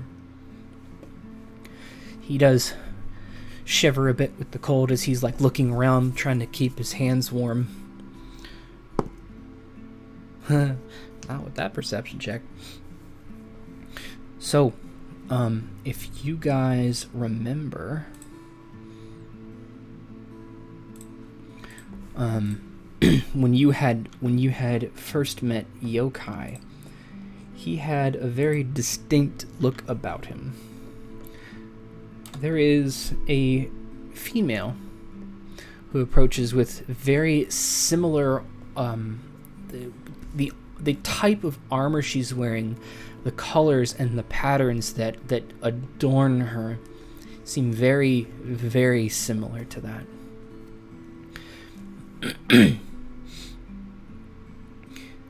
She, we'll go with that image as her representation for now. She approaches him without saying a word. And he turns, "Oh, hey,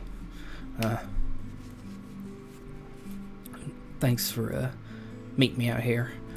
Karl and Harratuk, give me perception checks. See how much you hear."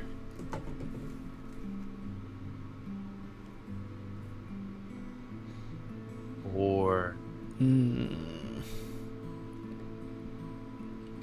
5. 5?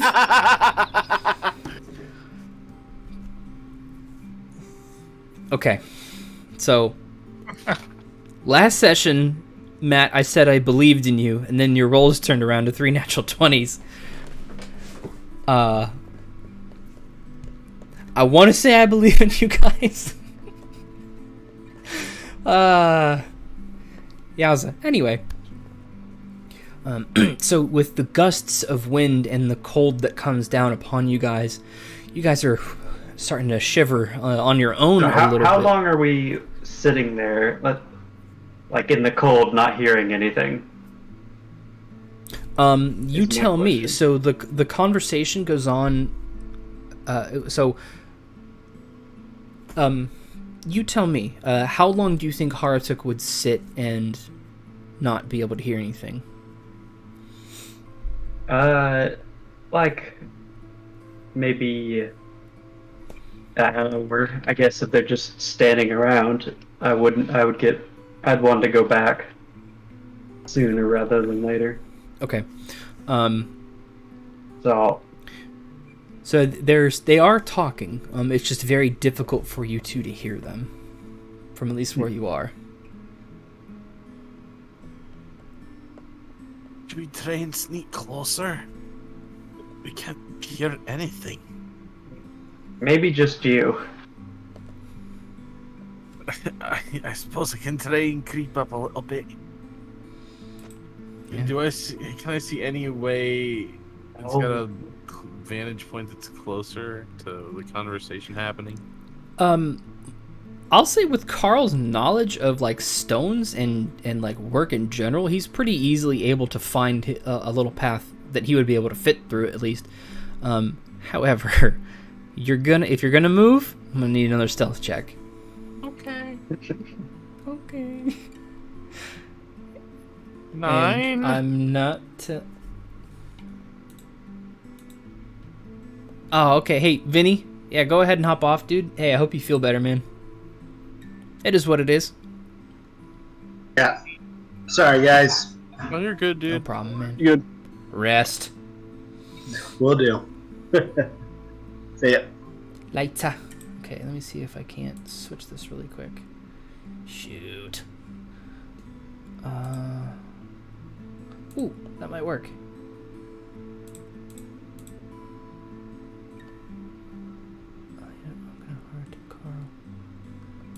Sorry, let me move the cameras real quick.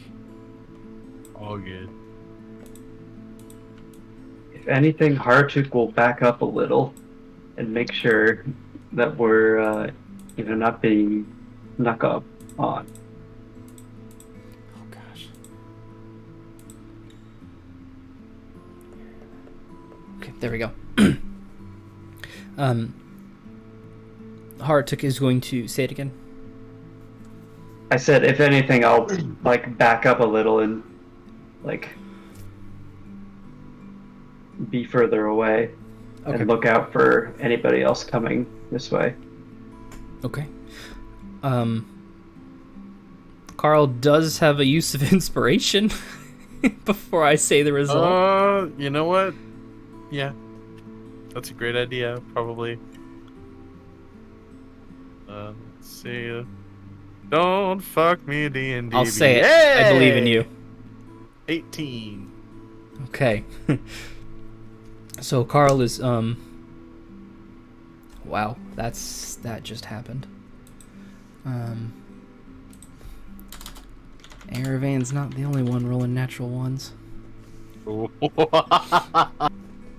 would have been fine. Oh. We didn't know. Hindsight's 20/20, isn't it? Anyway, yeah. So Karl is creeping up, and he like looks down, and he looks like he is just about to slip over this small sheet of ice that he felt under his boot, barely. Steps over it and is able to duck down and get a closer position. So I will say you missed a little bit of the conversation, but by the time Karl moves up and listens to them, so if I give you that, you'll give me what I need to kill a demon. And she raises her eyebrows as if in agreement. All right. Here. And he hands her a scrolled up parchment of some kind. And she hands him a small black bag, not beyond the size of what might be a medium-sized coin purse. And he looks at it a bit with confusion. I didn't necessarily want money. I was looking more for, and she she like reaches over and she goes, she opens it up, and you can see the hilt of a blade of some kind begin to unsheath from the bag, and she tucks it back in, and it Karl can definitely tell it's much too large for a bag of that size, but it disappears without effort. That's pretty neat. Given the location, I guess that makes sense. Yeah, if I need you again, how do I find you? Quill? All right. Quill. Thank you, and I hope I survive. From everything the doctor said, they're pretty tough. They're pretty tough. So I better get back. I think I'm gonna miss that. I think I'm gonna miss that talk. I really wanted to be there. She's there? Huh. Man, well, I guess that makes sense. I mean, I was gonna vote for her anyway. She's cool. Anyway, I gotta get going. Thank you. And you can see the two of them start to disperse. So where Karl is hidden and where Harratuk had backed up to, both of you were able to stay out of sight as they part ways. What would you guys like to do? As soon as I see that they're safely away, I'll kind of slide out of where I'm at and head back to where Harratuk was. Yep. What did you hear? Right, so they are doing the transaction. What he was given this, there's him, and then there was this lady. You could see them, but he's given her some kind of scroll. I don't know what's in it. It could have been knowledge from the university, so that could be potentially bad. But she handed him a little black bag about the size of a coin purse, but when he opened it up, there's the hilt of a blade.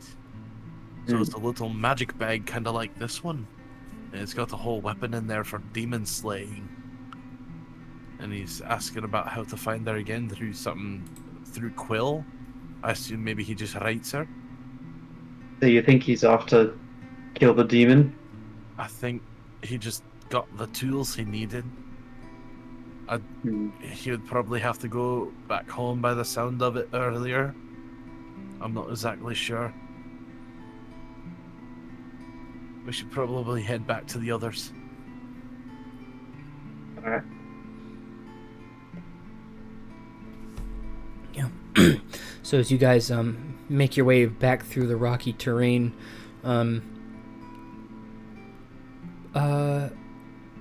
say for the sake of time, you guys do get. Do you guys? You guys don't know where it is.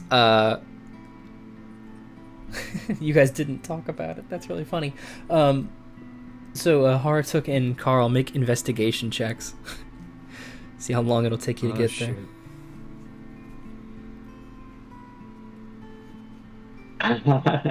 Natural 20. 2. Jakey! Hey, at least it's not a fight. Yeah, well, yeah. Natural 20 for Karl. Yeah, we'll say you guys are able to get there with time to spare. So as you guys, Alena, Signy, Erevan, and Angene are sitting in and observing this discussion take place, eventually towards the end you hear, like it's pretty quiet other than the discussion, and you can hear that loud like metal clunking noise that of a door being opened in the very back, and most of the crowd turns to look like, how rude, and it's Karl and Harratuk. And they continue the conversation. I'm gonna turn around and show them. Clutch my pearls. They do So rude. join you guys. There were conveniently 2 seats next to you guys. Nobody really wanted to sit with you guys. You look a little weird. Rude. There's like 1 seat on either end.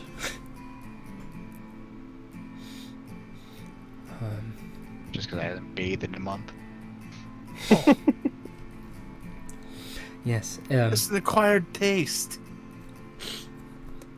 The conversation on the stage, it goes back and forth. It seems genuine for the most part on the part of both parties. The other aristocrats who are sitting up front seem to very much be interested in bringing this financial opportunity into their midst. And Professor Armin, while he carries with him the apparent wisdom and the know-how of what it is he's discussing, the points he's trying to articulate just fail to compare with that of a well-versed politician. It's very difficult for him to provide the proper context of a certain situation that drives his point home. He's trying to come at it more like an intellectual rather than like an orator. Like someone who's very well versed in their craft but just can't really get the point across. Like, in other words, what I'm asking is like, does he seem like he knows what he's talking about?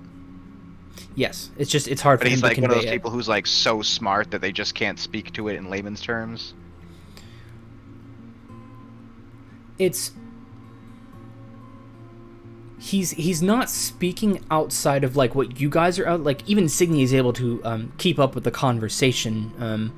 The rest of you, of course he can. the rest of you feel like that they are deliberately trying to keep this at a layman's terms is probably the best word I could think of. They're trying to keep the conversation in layman's terms. Mm-hmm. Both of them want as many people to understand what is being discussed. And towards the end, Professor Armin is you can tell he's visibly tired, and he has a bit of a rat. He's an older lizard folk to meta a little bit. I feel as though I may have conceded the debate before it even began.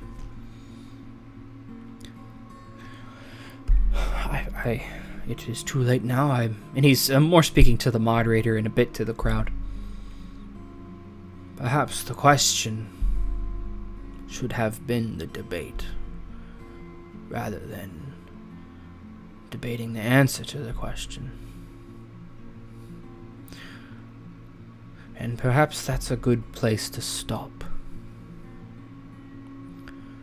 And the moderator, yes, thank you for everyone who decided to come out for this rather engaging talk. How about a round of applause for our speakers? There's a dull applause over the crowd. But as it begins to simmer down, some people they go up and they talk to either guest for a minute. What would you guys like to do? Some of the aristocrats remain, some of them leave. And Nero is hanging around trying his damnedest to get next to any of them. What would you guys like to do?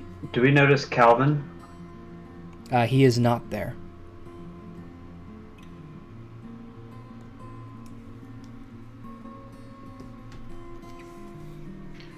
Well, I think the first thing Signy would do is turn to the two that weren't there and say, "Talk was a little boring. Not a lot of information on what I was expecting, but did you learn anything?" Oh boy. So, we followed Calvin off campus first of all. Kind of trailed him up into the mountains a little bit. There he had a bit of a transaction with what was she? Harratuk?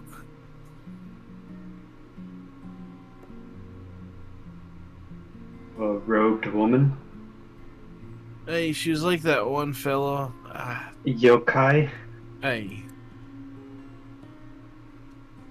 But they were having a bit of a transaction. At first we couldn't hear him, so I snuck up closer.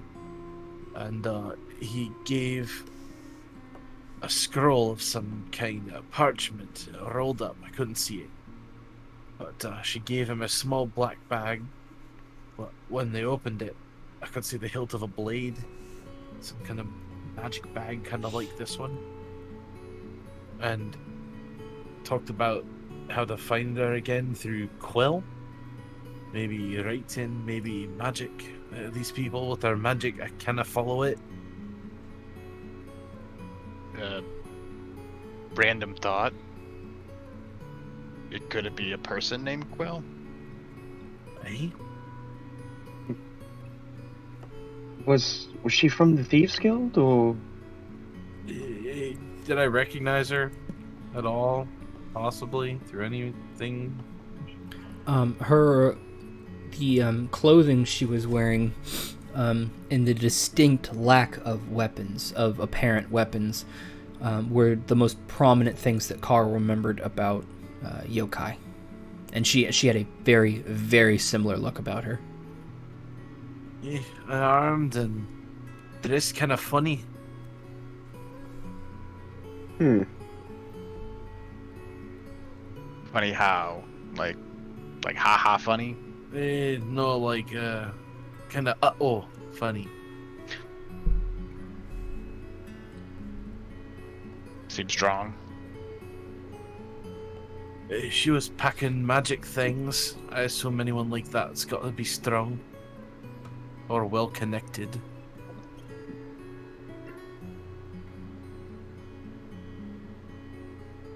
So should we go to the next event or find Calvin?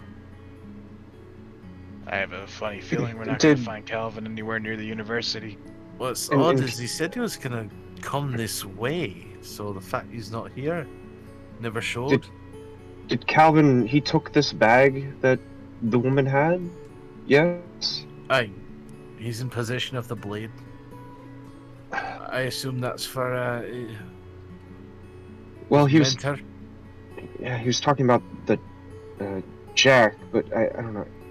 I mean, Erevan, do you think Calvin's really going to go through with it? So I mean, you know them both a lot better than we do. If his mother has anything to do with it, he will. Do you think we should stop him? It'd probably be for the best. You don't I mean, think? I mean, to if- be honest, how does a T-Rex attack really... How do you blame that on someone? That's It's just true. nature. Yeah, I've seen it a million times. So, And if The way I Jack is see it. innocent, then yeah, I mean, we should stop the execution of an innocent person. plus that would just eat away at his conscience after he realized that Jack had nothing to do with it. So, Plus, if we go back toward your homeland, I wouldn't mind fighting a T-Rex every now, just to see if we can, yeah, it's the City of Miracles. Anything could happen. Did we Doesn't need a tell? mirror. Hmm? Doesn't need a miracle, just needs me. That's fine. Should we tell the older professor that someone's trading scrolls for swords up in the mountains? Signy, first of all, what do you know about where's his classes based? What can he get a hold of? Yeah, I didn't know much about him. I didn't think he was coming here to study. We kind of just met in travel, and he said he was heading here, and I was looking for information on powerful weapons, and he said I could stay with him. It wasn't very friendly, if you want to put it that way. It was more of a need-based relationship. You say Was- powerful weapons. That seems like something we should bring up to somebody. Well, I mean, I don't want to derail anything, but I would prefer to find something that could, destroy an entire clan in one swing, but, whatever we can find would be great. By the way, Harratuk, should we bring that up, or should we find the professor that talked about having his books stolen and let him know that we may have seen a couple kids with one Yeah. when we know where one is? That might be important to do. Yeah, let's go talk to him. Dr. Richmond? Mhm. Yeah. You can look for him. Is there campus security? I'm sure he'd love to know where a book is. And I would say, Erevan, that might be some information to get your guns back, if you want to bring it Exactly. up to that older guy, and maybe that scroll business might be some information worth trading. Yeah, we maybe they'll give us a little extras on the way out for being so cool, Maybe a few fun bags that we can just, have infinite space or something. You never know. Let's hold a little information back, and then, say if you give us a little something extra, we can offer a little something extra, 'Cause we're smart too. We're not dumb just because we can't use magic. You don't need to be smart, you gotta be crafty. That's how the hunt works. Just wait till Calvin finds out all about that sour milk in his boot. It's gonna be hilarious. Why do I keep forgetting about that? Alright, well, let's go find Dr. Richmond then. Don't worry, we Where he Right. is, or which direction he went off into, because it looks like Calvin was Is kind he of looking here? for him. I Har- would assume he'd be somewhere on the university. Harratuk, make a perception check.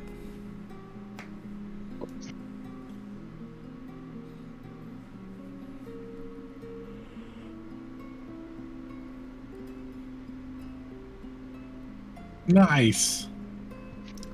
What was it? You're muted. I still haven't heard it yet. Sorry, there was something on my keyboard. Dirty 20. Okay. So, Harratuk sees a couple of things.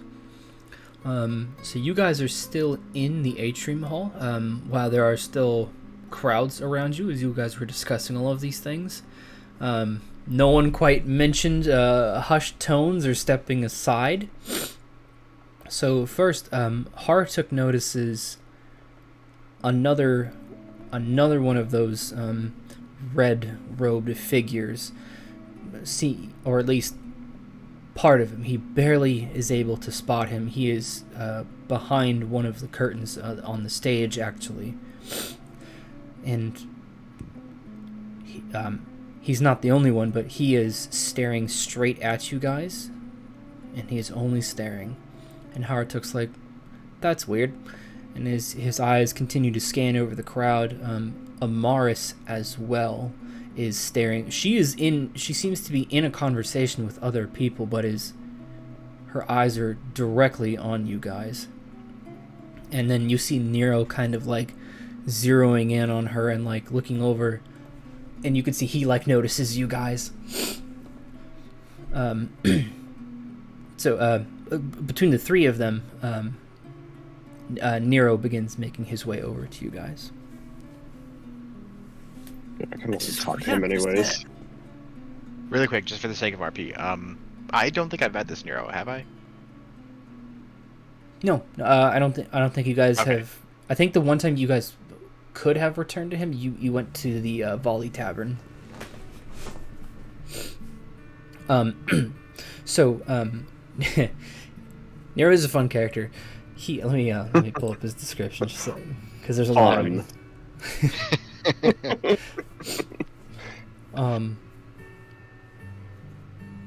So he is a very eccentric. he is a yes. He is out in the town, so he has this high collar, very long, almost raincoat looking garment that is very deep and purple in its coloration, which matches these streaks of garnet that go through his hair. He like kind of makes his way through the crowd. Hello, Alena. Nero. How are you all? My goodness, he is a tall one. Looking at Signy. I've been told. Hello, what is your name? Yeah, my name's Signy. It's good to meet you. It's good to meet you. I am Nero Evander. Signy holds out his gigantic hand. His hand is a bit dainty, so he does in fact do the I don't know if there's a specific name for it, but No, I get it. Yeah, he grabs like It's a scrab. the little like hand grab. He just grabs it and just shakes it. yes. Well, thank you. I'll be taking that back now. Signy, Nero helped us out when we first got to the city. He's an And old then friend of our former master, actually. Oh, Yes. well met. Well met. Strange expression. That is something I need to update you on. And he's like looking over his shoulder at the aristocrats. I'm a bit busy here doing a number of things, and if you have time, I think you should see DeLorean when you have the chance. He's feeling not super well. I mentioned that before last time we had seen each other. No one seemed to notice it, which was strange. But perhaps consider paying him a visit. Hey, Are you saying is he dying? No, I don't think it's anything of that severity. But he is quite old, and it is quite cold, and possibly full of mold. And this boulder, I've lost it. Perhaps just give him a visit, eh? We can definitely do that. If not for him, then for me. We will. can do that. Hey, And Nero, has Brother Lars talked to you recently? Oh dear. I haven't seen him at any of my parties recently. We had a great one. It was like exotic animal themed. I wore this like fine cheetah print. It was luxurious. It was decadent. That's wonderful. And I have so many more people to introduce you to, Alena. Well, how is his house coming along? 'Cause he's moving next door to you, is he not? Yes, I believe, oh dear.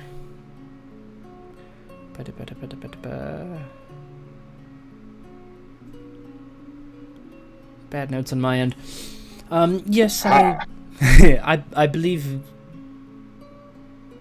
his house is still under construction as far as I'm aware. I don't really keep tabs on him. Why? Oh, just we're investigating some stuff for Father Dakra, and Brother Law's name came up, and Oh my. been trying to find him. We found him, but just he's not very forthcoming with this investigation. Dear me, you have quite a lot on your plate. A little bit. I don't know how you're going to choose what to do. Do you think you could help us get our weapons back? Adam, you scared the living shit out of me. That's how Erevan sneaks up on him too. He just. Do you think you could help us get our weapons Oh back? my goodness, Erevan, don't do that. Hey, this is fine silk I can't be affording to. Anyway, and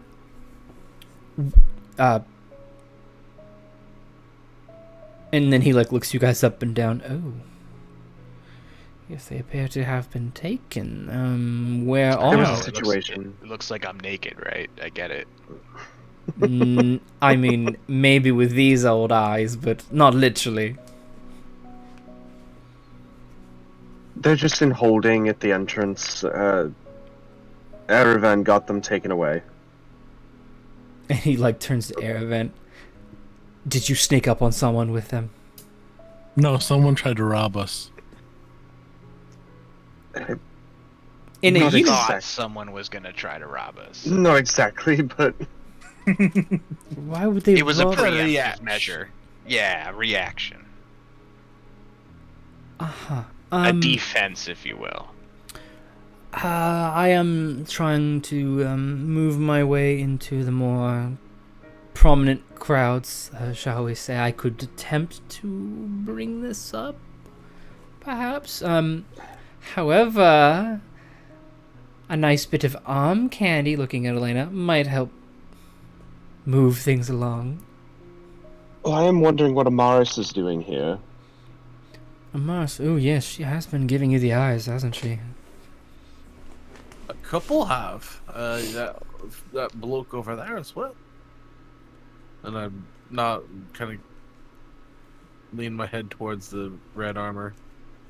He looks around. Jake. I don't see anything. It's 'cause Jake I look left. around. Where?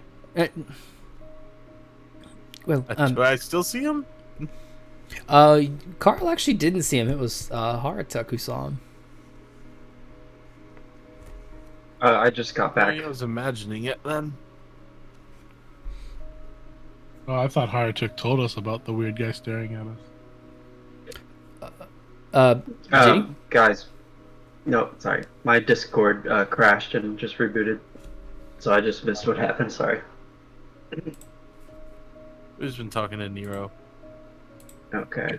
Did you tell us that you saw the weird red cloaked guy? Yes. Yeah. Okay, so we do know Okay. that. Okay. That's all I needed to remember, because Okay. I couldn't remember. Yeah, Nero doesn't No, seem to be able to see him. I don't see anyone, darling. I see a red cloaked guy. You can make a perception check, see if you can spot him as well. Oh, God. I'm not that drunk, am I? That dirty 20. Nice. Karl is just Karl is barely able to spot him through the curtains. And he seems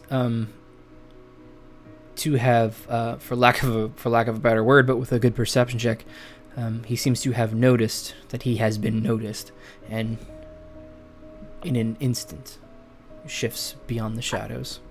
Oh, that son of a bitch! He was just over there. No, I'm right here. Son of a bitch. He's gone. Sure. Chase? Anyway, to answer your question, Morris, much like myself, is here working the room a bit, trying to make good conversation. I mean, there's the vote coming up. She's trying her damnedest to be able to get on the board of aristocrats and do all this and do all that. Politics. I prefer the partying side of politics. That's where the real conversations come out.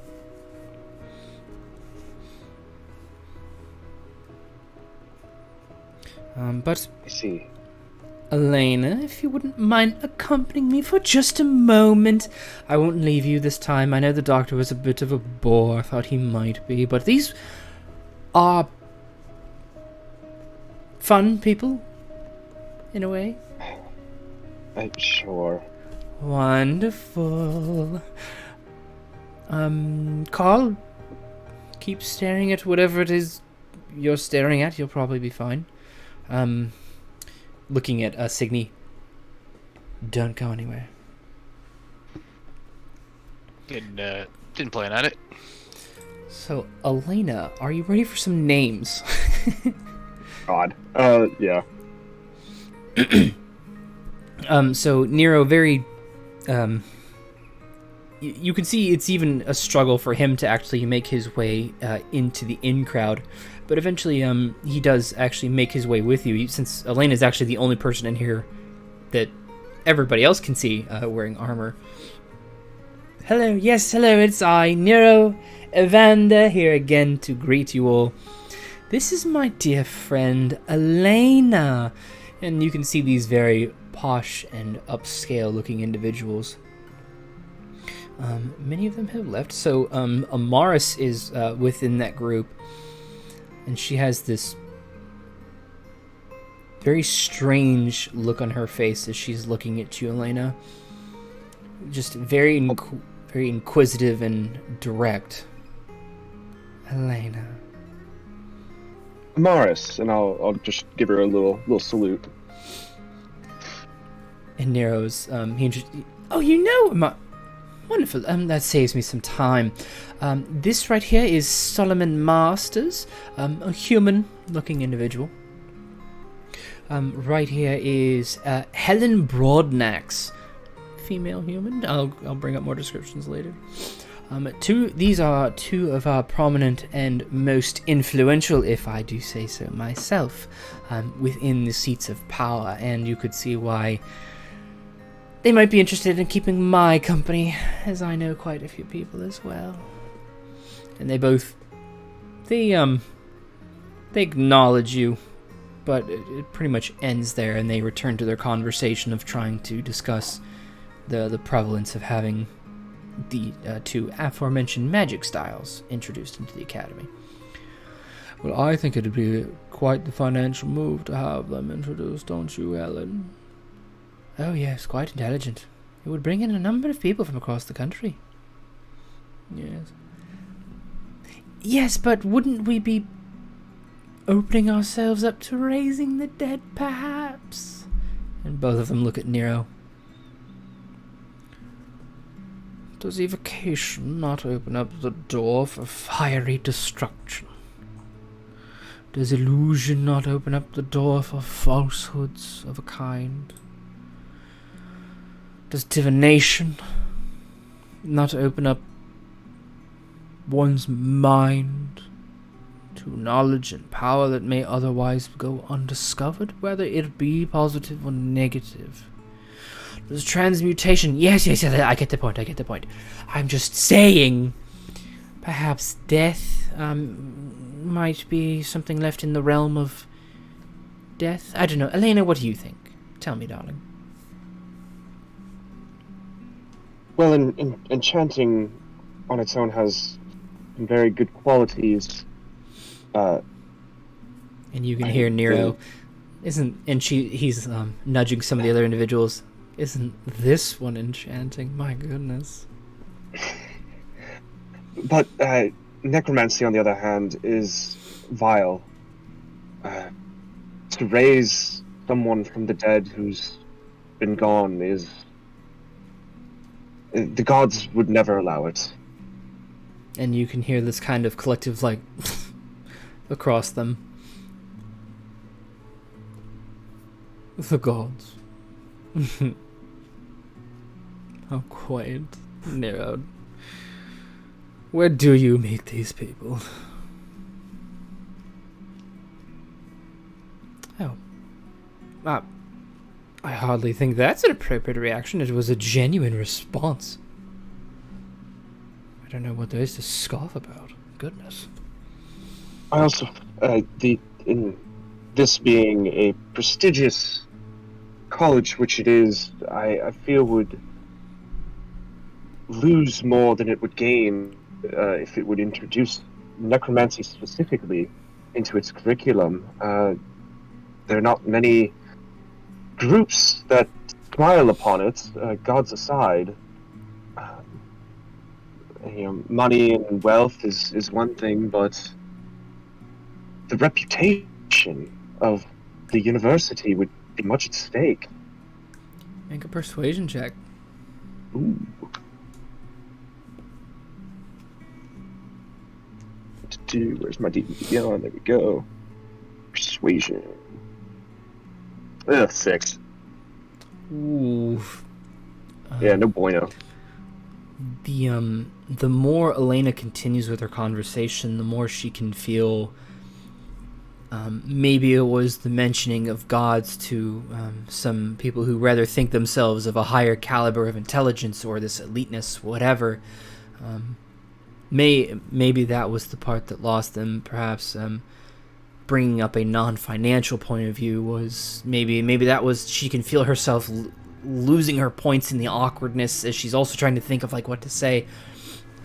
And but she's just gonna kind of trail off and get quiet. And yeah, Nero is like doing what he absolutely can. And oh, Alena, no.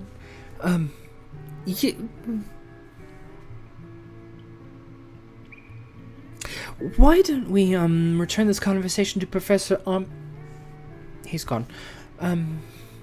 I'll tell you what. I think we've all had a long night. Many of us have had our minds expanded and shrunken and all those things, and tonight I'm also losing you as well. Very well. Good night to you all. Have a pleasant evening, and we'll see you around. Trying to like shove Alena away. Think on it. Good evening. And yeah, that entire time, Alena can just feel Amaris staring her down. And it doesn't break for a while until after Alena rejoins her group. I'm sorry, Nero. I don't think I helped you very much there. Goodness, I don't know what could have helped. Those people are immovable. Speaking of immovable, you know what's not immovable? I don't have a clever one for that. Oh, you there, and he's looking at Signy. You are striking. Are you available? Never been moved in my life. Are you available for a social gathering of sorts later? It's at my. He looks around at his friends, and they're all like vastly disinterested with what Nero has to say. He's like, yeah, I guess. Wonderful. It'll actually be a hot tub party. So I do hope that you just Is that appropriately. like a mud bath kind of thing, or? Oh my. It could be. I didn't. Yeah, I mean, as long as I don't get my clothes ruined, it's the only pair I have. Well, and you guys can see him turn a little bit red. Clothes are optional, so that may not be an issue. Oh, perfect then. That's great. Perfect. Well, it'll be at 11 o'clock. They know where to find me. Can I ask who's gonna be there? Besides you, of course. Oh, I suppose I could invite other people, couldn't I? Oh, was this like a one-on-one? Like, did you want to just meet with me? Like, we could just go to another room right now and just talk if you want. Oh my! Well, no. I don't think this is quite the place for lewd and lascivious behavior. He actively looks confused at that. Like, Yeah. Well, Nero is. He's unfazed. he's not picking up on it. Elena's face palming. Why don't we just start with a couple drinks and go from there? How about that? Okay, yeah, I like ale. So as long as there's ale there, it's fine. Plenty. Oh, perfect. Perfect. It's a date. What were we talking about? Alena. He actively turns away from Signy. Why was Amaris giving you the daggers? I'm honestly not too sure. Last time we talked to her,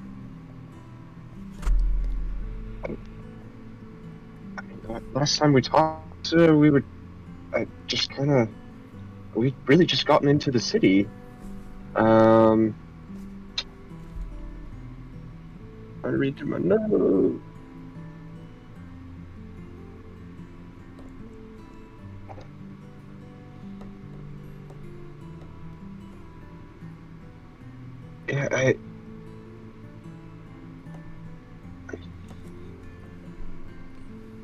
I'm not really sure. I mean, we were talking about Lord Baskins and from Ilui Vale, and she doesn't like him. Oh. Not other than that. I'm not sure what or why she would be giving us that kind of stare. Well, it seems like you have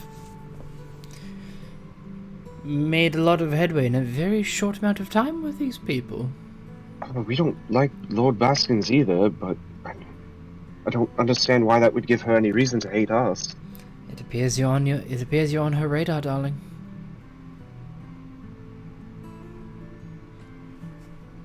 Do be careful. We will. Well, I must be going. I have, I'm not going to turn around. I do have a few things to prepare for a fun evening, I think. You should invite DeLorean and, He is, like, visibly put off. No. He is a fine-looking older gentleman, I suppose, but, and he very slyly looks back at Signy. I don't think he could keep up with that one. I don't know if I will, but I'm going to find out. I'm going to sneak up on him, and I'm going to, I hear there's a drinking contest going on where you could pick up more people. Hurry! Erevan? Hello.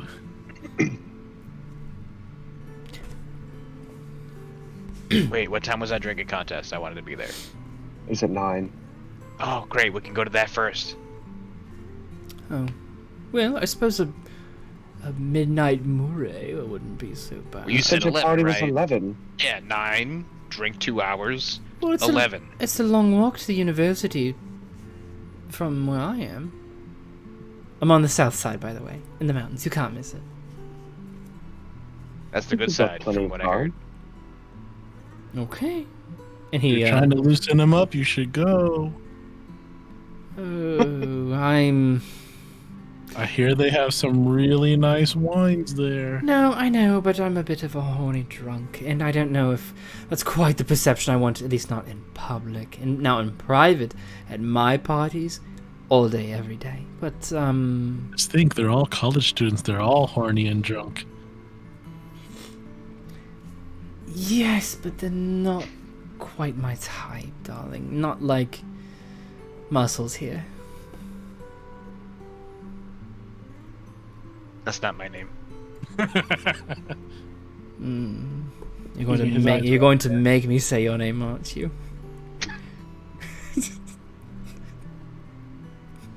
I don't have a response to that, to be honest. That's okay. We'll figure it out later. I must be going. Do be careful. Do be careful. That was not. And Alena, I apologize if I made you feel uncomfortable in any way. I mean that quite genuinely. No, it's fine. I just wish I would have been a little more help. You never know when you're going to be tongue-tied, as I have very, very recently discovered. So, do what you can. If you ever need anything, you know where to find me. We will. Thank you, Nero. Of course, of course. Well, I'm off. Good day. And he'll exit the space. So let me ask you guys this. I think 10 is a good time to wrap up. What would you or I guess it'd be better if you guys are repeated. What is your guys' next move? What time is it now? That was at 4:30. 7, probably close to like 7:20ish, but 7 works enough, well enough. I feel like we learned a lot and also nothing. Should we go to the drinking contest? That's my life. We should probably pre-game. I would go to the drinking contest just so that I can get the best seats for the contest because it's early.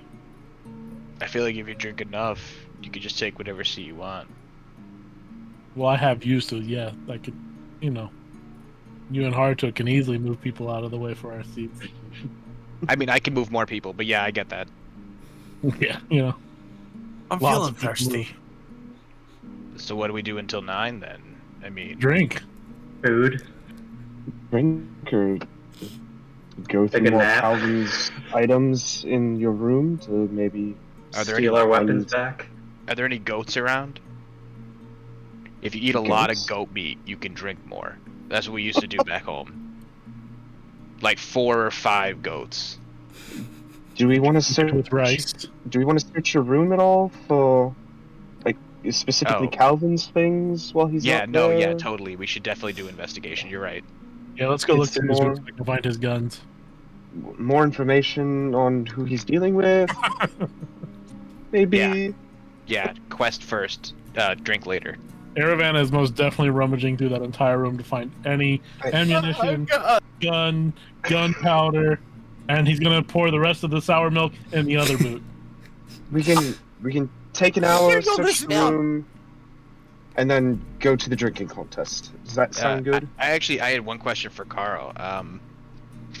You were mentioning these people that Calvin met with. I never got any negative feelings from Calvin. He seemed like a pretty gung-ho guy. Did it seem like a dirty dealing? Like this person was malicious in some way? Yeah. You don't travel to a mountain top, or at least a region with no one there to perform a deal if it's on the up and up. That's just my opinion. Okay, yeah, okay. No, I get that, yeah. If he's going after Jack, he's definitely doing something dirty. What did this person look like? Like, what are they wearing? Were they... Did you ever see him before? What did the yokai would look like again, Joe? It looked like yokai, right? Yeah. Yeah. Similar dress. So you think it's involved with this thieves guild that we escaped? Yeah. It's got to be part of the network. That's disappointing. No offense to Erevan, but Calvin helped me out a little bit, and I'm a little disappointed to hear of his not so great company. I think they sell everything.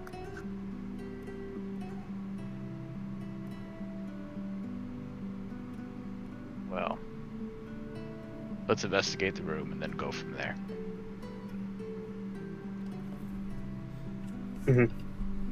Perfect. Yeah, I think that'll be a good spot to pick up next session.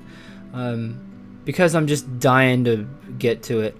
When you guys open the room, there will be a very large like puddle of spoiled milk like around the boot, and a bunch of like crumpled up like napkins and cloths and stuff, and it's mostly just in the carpet. And you can see like one odd footstep every so often down the hall. Every other foot is moist. Yes. So Oh boy. we will get back to that next session.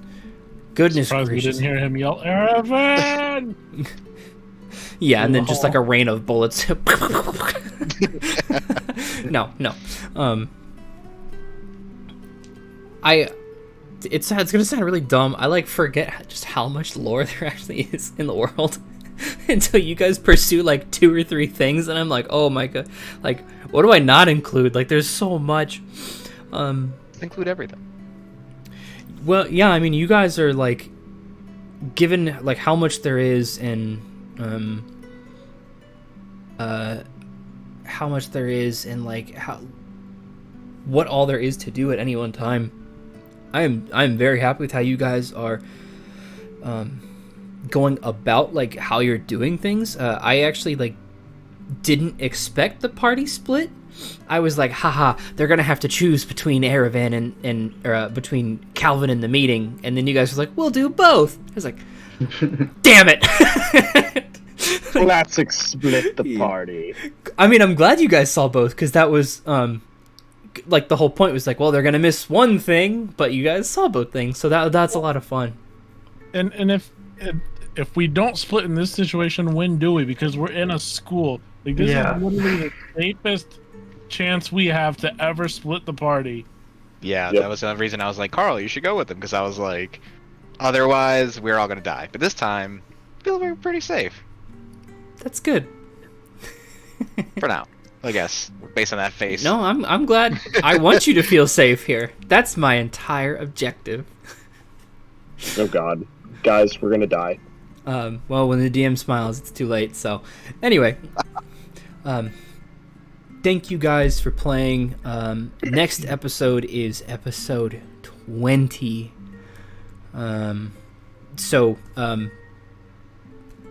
Adam, Kyle, Jake, Matt, you guys know like every 20 episodes in the previous campaigns, like I'll have like a big thank you for your guys, a little bit more than I usually do. Because I really do appreciate you guys playing. And John, you're an awesome guest. I really love having you around. You'll hear that you'll be part. You will be part of the thank you, because I appreciate you and your time as well. I'm just appreciated to be included. Thanks, guys. Yeah. So to everybody Good job. watching, these guys will be back in 2 weeks with episode 20. Wow. Group 2 will be back next week with their episode 19, and then 2 weeks after that it'll be their episode 20. I saw all those crazy donations earlier. Thank you so much for those, Viking. You're absolutely insane, but we love having you around. So we'll be back next week. See ya.